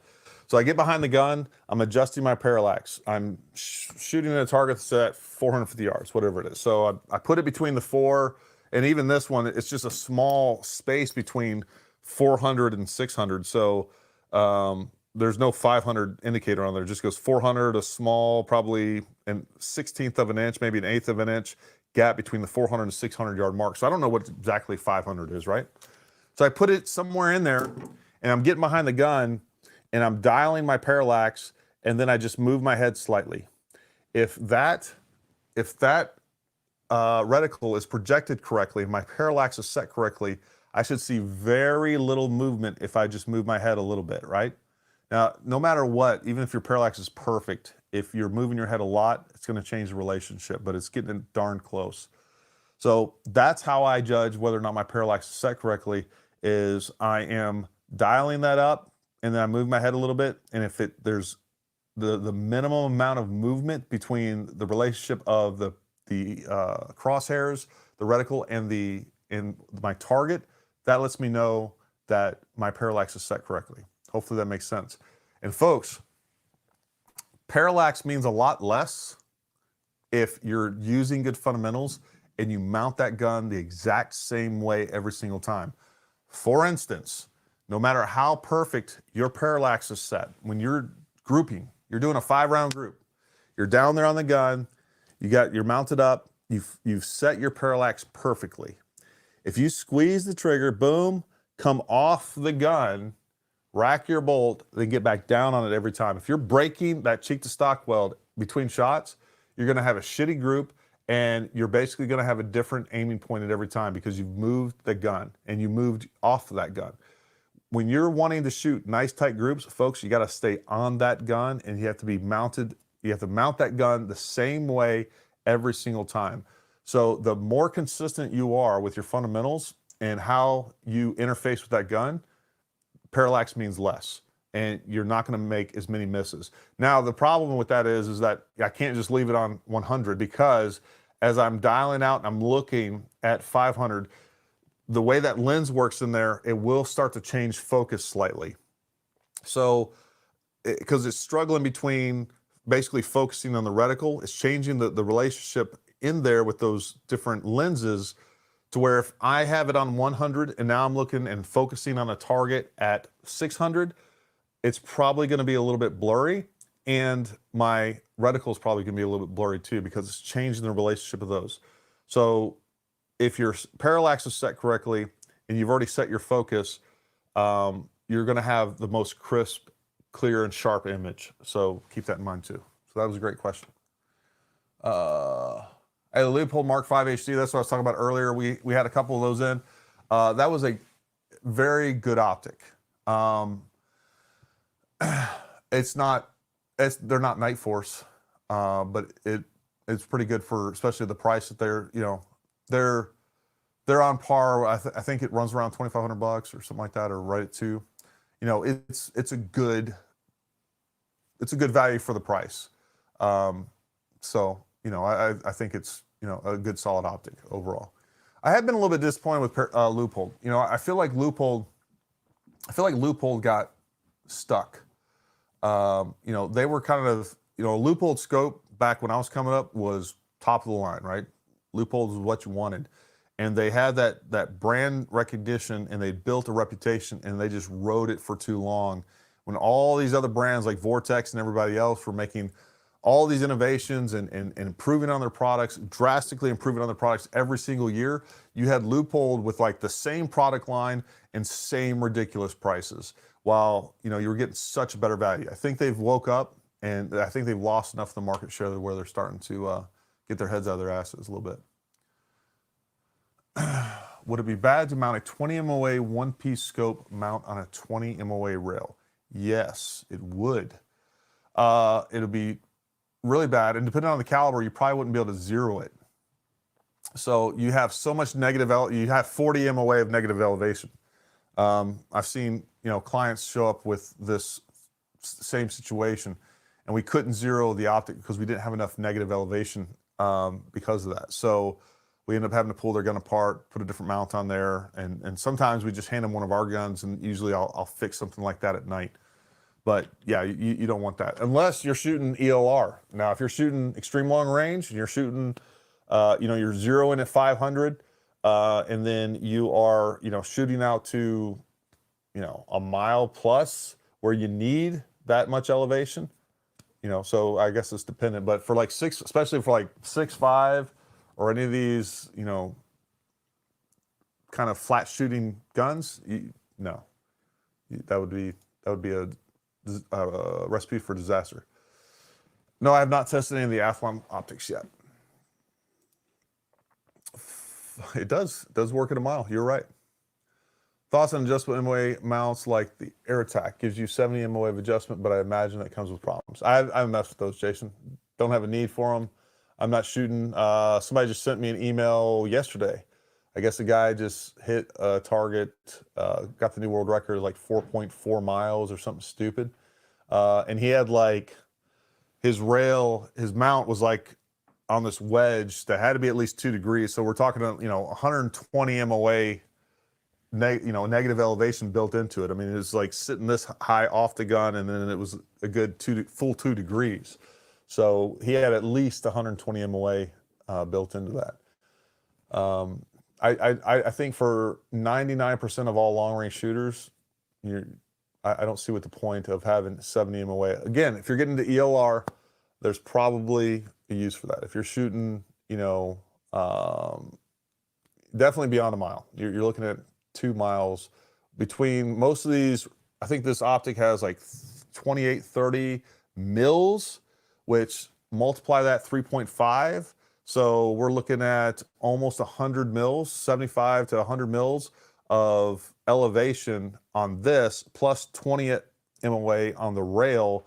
So we're definitely over or at 100 MOA between, just mechanically between the optic and the rail. And then, by the way, you still have another, I don't know, your actual reticle has, I don't know, something like 20, probably 15 mils in there. So another, you know, so you're almost like 140, 150 MOA between all of this. So that seems a little excessive. And yeah, I don't want something that can possibly move. I have to look at it to see how it works mechanically to give you an opinion on it. But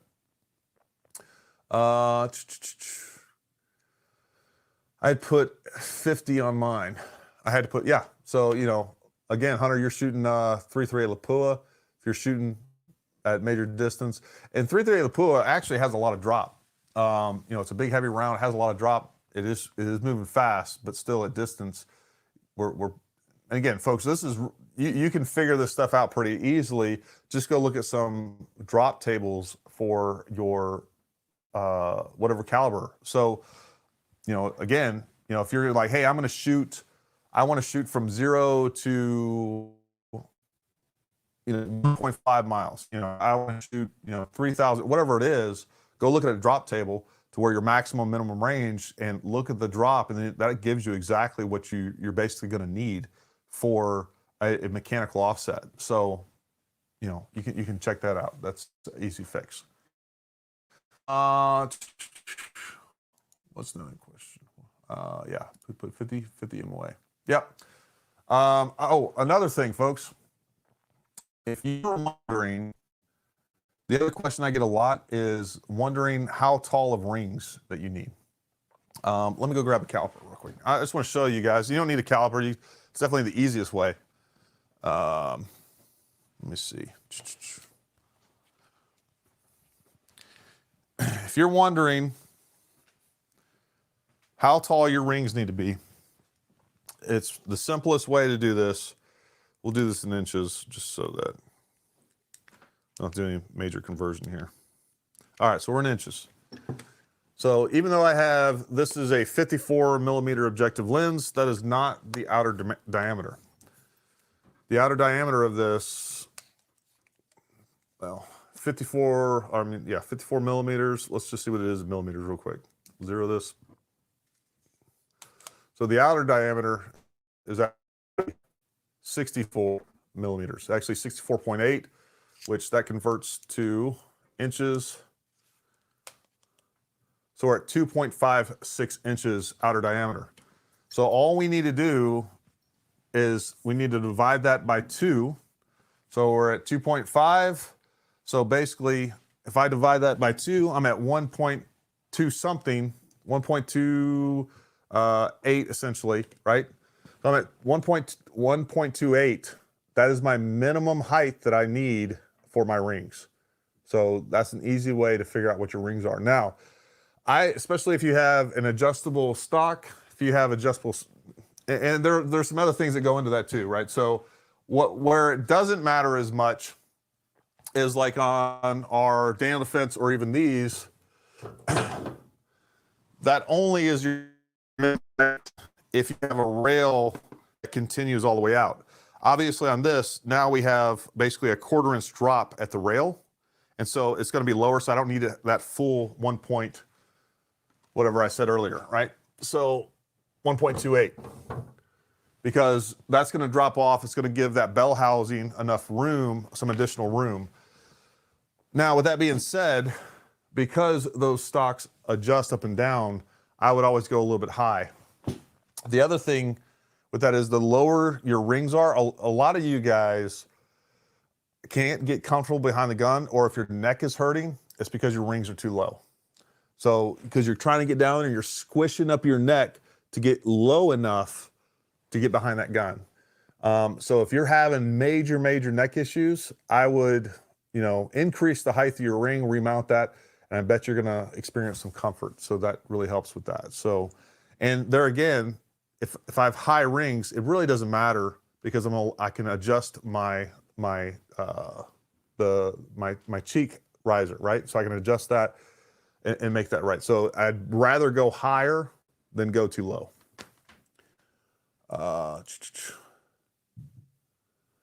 Yeah, hugely. Folks, don't go cheap on your rings. And I say don't go cheap on your rings.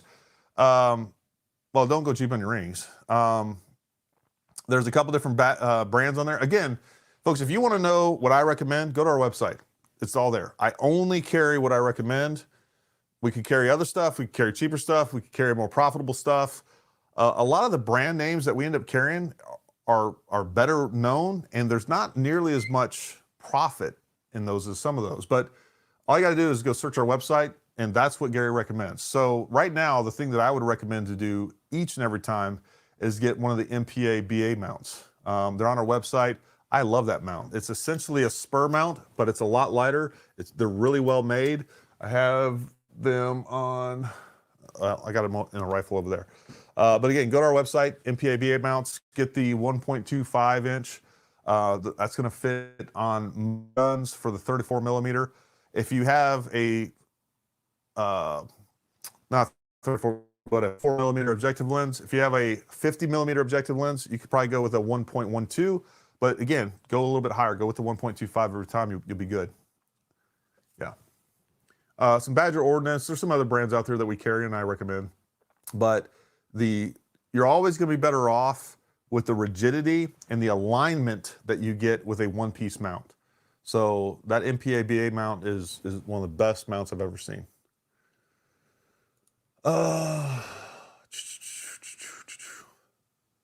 Yeah, it's going great, man. Other than I clicked on the wrong video and started that up, but whatever. I got to go back and change everything because it's going to stay up there. Maybe we'll just have to do this again. All right, folks, we'll be going for an hour and 45 minutes. Any other questions about anything? Again, it's free for all Friday. You can ask me about anything. Any questions? The only other thing I would say as far as scope mounting and things like that, folks, make sure that when you get your rifle in, although this is not a factor with the MPAs, I've tried to take what I was going to say was, when you get your rifle in, remove your bases, that scope base, and make sure that you use a degreaser on there, and then make sure that you use Vibratite. So degrease those scope bases, pull those screws out, degrease them with some Lucas. Again, I'm a big fan of all Lucas products as far as your gas guns go, but their degreaser is really good. And then use some Vibratite on those screws. Make sure you torque those down properly, and then you'll be good to go. I wanted to show you guys real quick another huge item that I recommend, folks, that will make your life easier. They just came out with a long-range competition version of the Fix-It Sticks. Man, these things are pretty sweet. Summer's actually been hiding these. She knew as soon as I saw them, I'd be upgrading. My other Fix-It Sticks, folks, I've used. These will get you by. They're a little bit cheaper than the long range. But what I do like is that with the original Fix-It Sticks, the Works kit, you got these torque limiters that were preset. This one's 65, you get a 45, a 15, and a 25. Now they're coming with this variable torque limiter. It's 1, and it goes all the way up to, this goes 1 to 65 inch pounds, or 15 to 65 inch pounds. And there's, you know, you can basically, there's the 20 and then the 25. So I know if I want to go to 22, I'm basically just going in between those. So that's really nice. But this is the long range competition set. And it has some punches, some cleaning rods. It has additional, has a bunch of different stuff in here. This is the first time I've actually taken it out and looked at it. All kinds of different sets. Oh, and the actual bits are a lot longer, which is actually really nice. And this is actually, we're gonna have to do a full video review on this. It's pretty, oh shoot. Folks, this is the first time I'm seeing this. This is actually ratcheting. So normally the normal T-handle, which I have right here, you know, you just normally spin it. I just upgraded to this new kit. Summer's gonna hate it. But this is actually ratcheting. Check that out. So this is the first, I've always said, man, they need to make that thing ratcheting. I didn't know that they did it. So that's pretty slick. Those are on our website too. So this is Gary's new kit. So Summer's gonna be upset. But folks, whether you just get the Works set, which I've used this, I've mounted literally 50 scopes with this. You don't need this full, that thing is pretty sweet. You get a lot more bits, or longer bits. You get the ratcheting T-handle, probably a good investment. You'll use this for everything. They're not cheap. You know, the Works kit's $250. I don't even know what this is. It's probably 300 plus. But I do like the fact that you have this variable torque limiter right here that has everything from 15 to 65 inch pounds.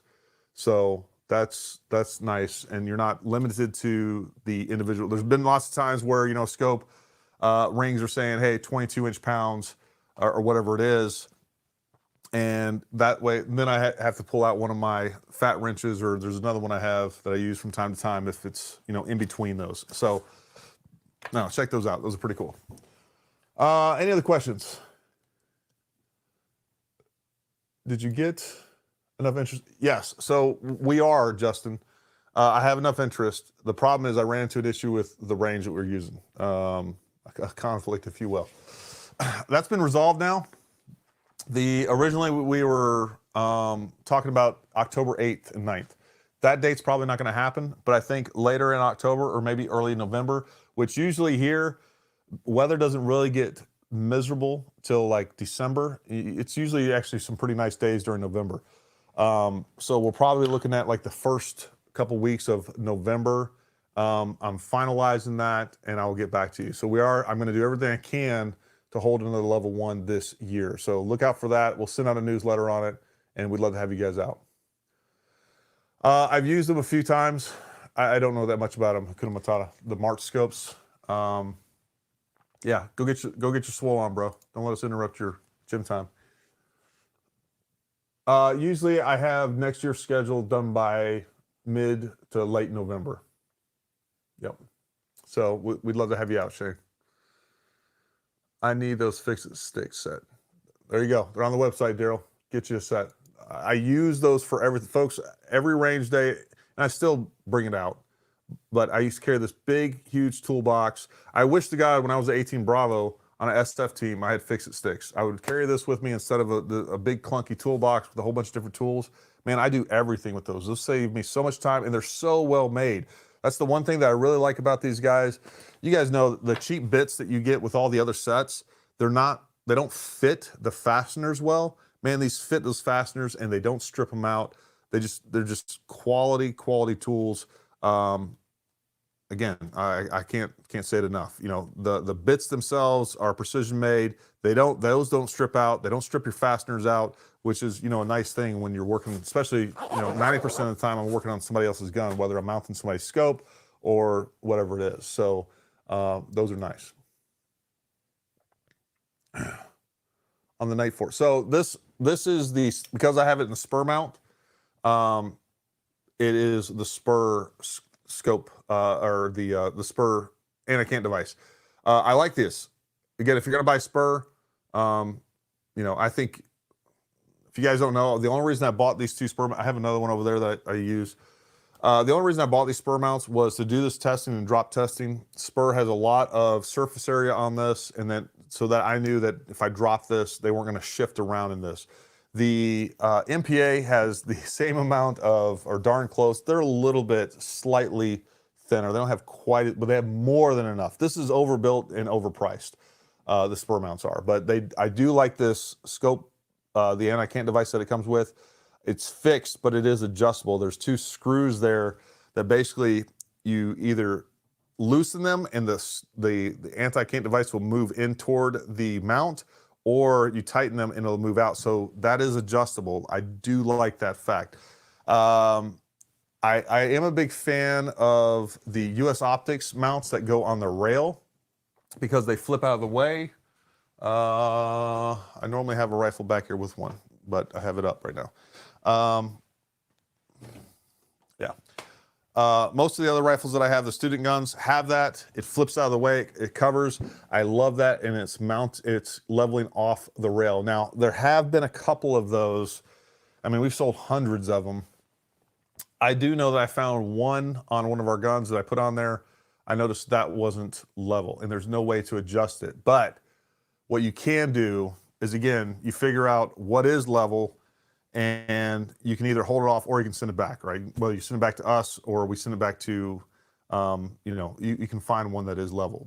99% of them, I would say, at least in my experience, a good 90% of them, it's probably 1 out of 20.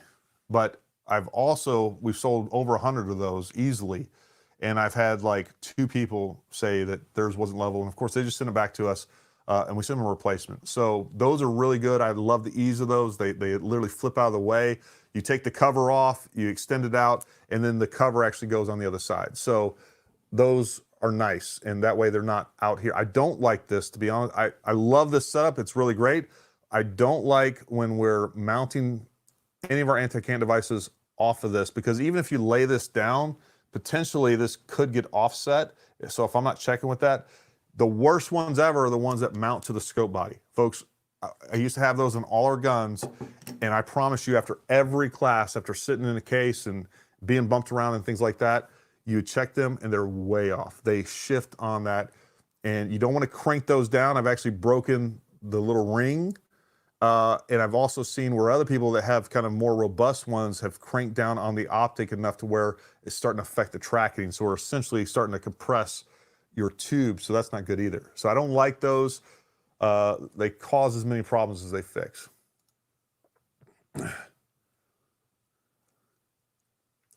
Yeah, that's definitely too low. It will work, Dave. It'll work. You could probably put one lower and it would still work because of all the recess that you have in the barrel, right? So because that's probably like the minimum, right? Because that scope is sitting up here, all right, and then the bell housing is coming out. Look, see what we got here. Because you have all that gap in between there, and you can see I can put my whole fingers underneath there, because that's the way that it's relieved under there. Now, if you were using what you have to be more concerned of is like that Ruger Precision up there, where your rail is flat all the way out. You got to be a little bit, and you can see how high those rings are. I'll pull it off and show you guys.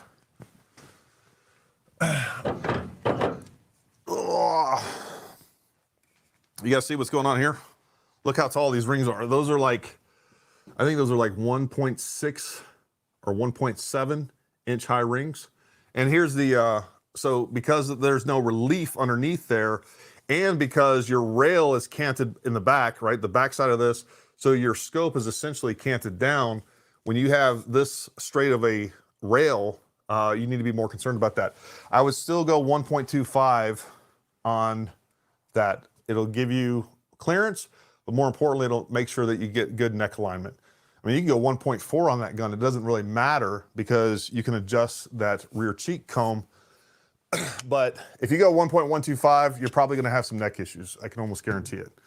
So let me show you guys this. This is the US Optics anti-cant devices. I don't know if you can see that. You see this here? It just flips away. All right, just flips down, then flips out. And then this is actually a cover. And then your bubble level is, you can see it right there, right?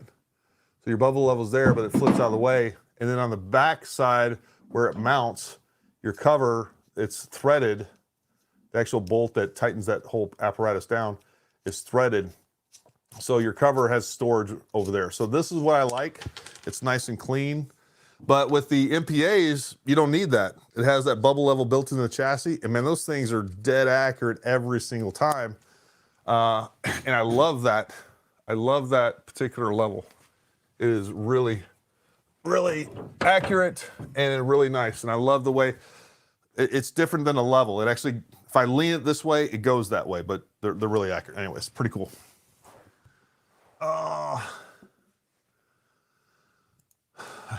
We got more, Daryl. There's more over there. What is the anti-cant level on the Arkin on your table? Same thing. That's in a spur mount. It's a spur mount with the spur anti-cant device. Just a black one.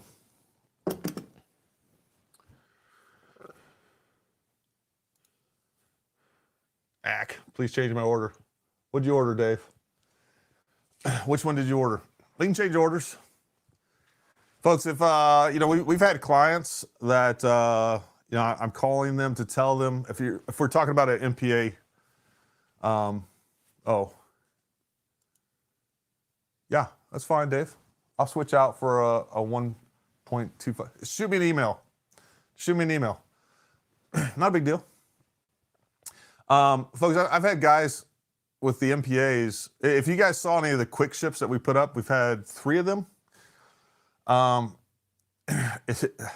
3 times we literally called clients that had ordered rifles. They'd waited, you know, 6 weeks for a rifle.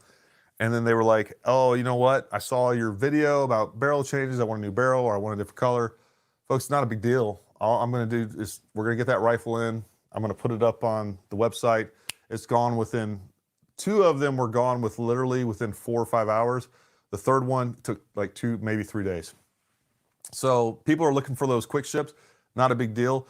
There's been a couple of people that have changed their minds on how they wanted that rifle outfitted. Before it went into production, we just called MPA. We told them, and we were able to change the order. So, but yeah, as far as that goes, Dave, that's easy. Not a big deal. We will switch your order, but shoot me an email.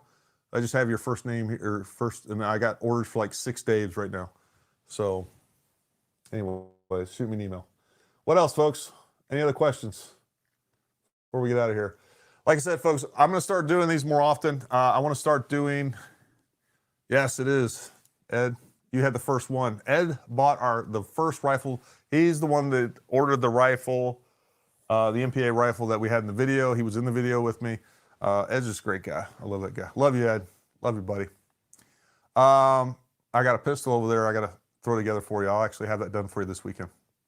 So anyways, I'm going to start doing some more of these, again, training-centric videos.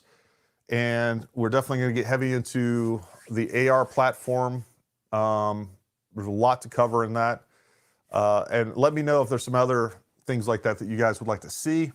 And we will go from there, because I cover a lot of guns and gear because it's what gets everybody here, right? This is what I want to do. I'd rather spend the time here with you and making sure they're getting trained and sharing the information with you. You know, guns and gear is great, but what we're really about is training, folks. That's a true statement. All right. If you guys got nothing else for me, again, go down there, help give us a hand, support us on Patreon, $10 a month. We'll send you a shirt. And we appreciate it. Minimum of $10 a month. If you want to go on there and just order a shirt, you're welcome to do that too. They're on our website. Hats, we got some great hats. So go do there. Also, if you want to support us, you know, buy from us. Come train with us. We'd love to have you out. We'd love to meet you guys in person. Mike, definitely check out that I sent you another design. We cleaned up that case design for you. So check that out. Loved it, man. Thanks, Daryl. Appreciate it. And yeah, hey, thank you guys. We appreciate you guys. We appreciate the support. Summer and I both do. All our instructors do. And again, for those of you that haven't been out and trained with us, we're looking or you come on with students. We're definitely going to get some more training videos out as far as actual video of our courses, so you can see that, get all excited, and just throw money at us. That's what we want you to do. Throw money at us and come hang out with us, meet us in person. Yeah, again, if you guys have any questions, again, email services@ParamountTactical.com, or you can email me directly, Gary@ParamountTactical.com. We appreciate your support. Buy from us. If you go out there and you're like, oh, it's on Gary's site for $5 more, whatever it is, shoot us an email, let us know. We'll meet or beat the price, and you're always going to get the best customer service, I promise you, from us. So we pride ourselves, we care about our clients, we take care of our clients, and we care about our reputation, right? So appreciate your support, and we'll make sure that anytime that you trust us with your money and your time, we're going to make sure that we earn that trust every single time. You guys go out there, have a great weekend. Appreciate your time. Yeah, and make sure you guys show up next weekend. I'll be reposting this video, changing it up, putting a new thumbnail in there, cleaning up my mistake as best I can. But until next time, stay armed, stay ready, and we'll talk to you guys soon.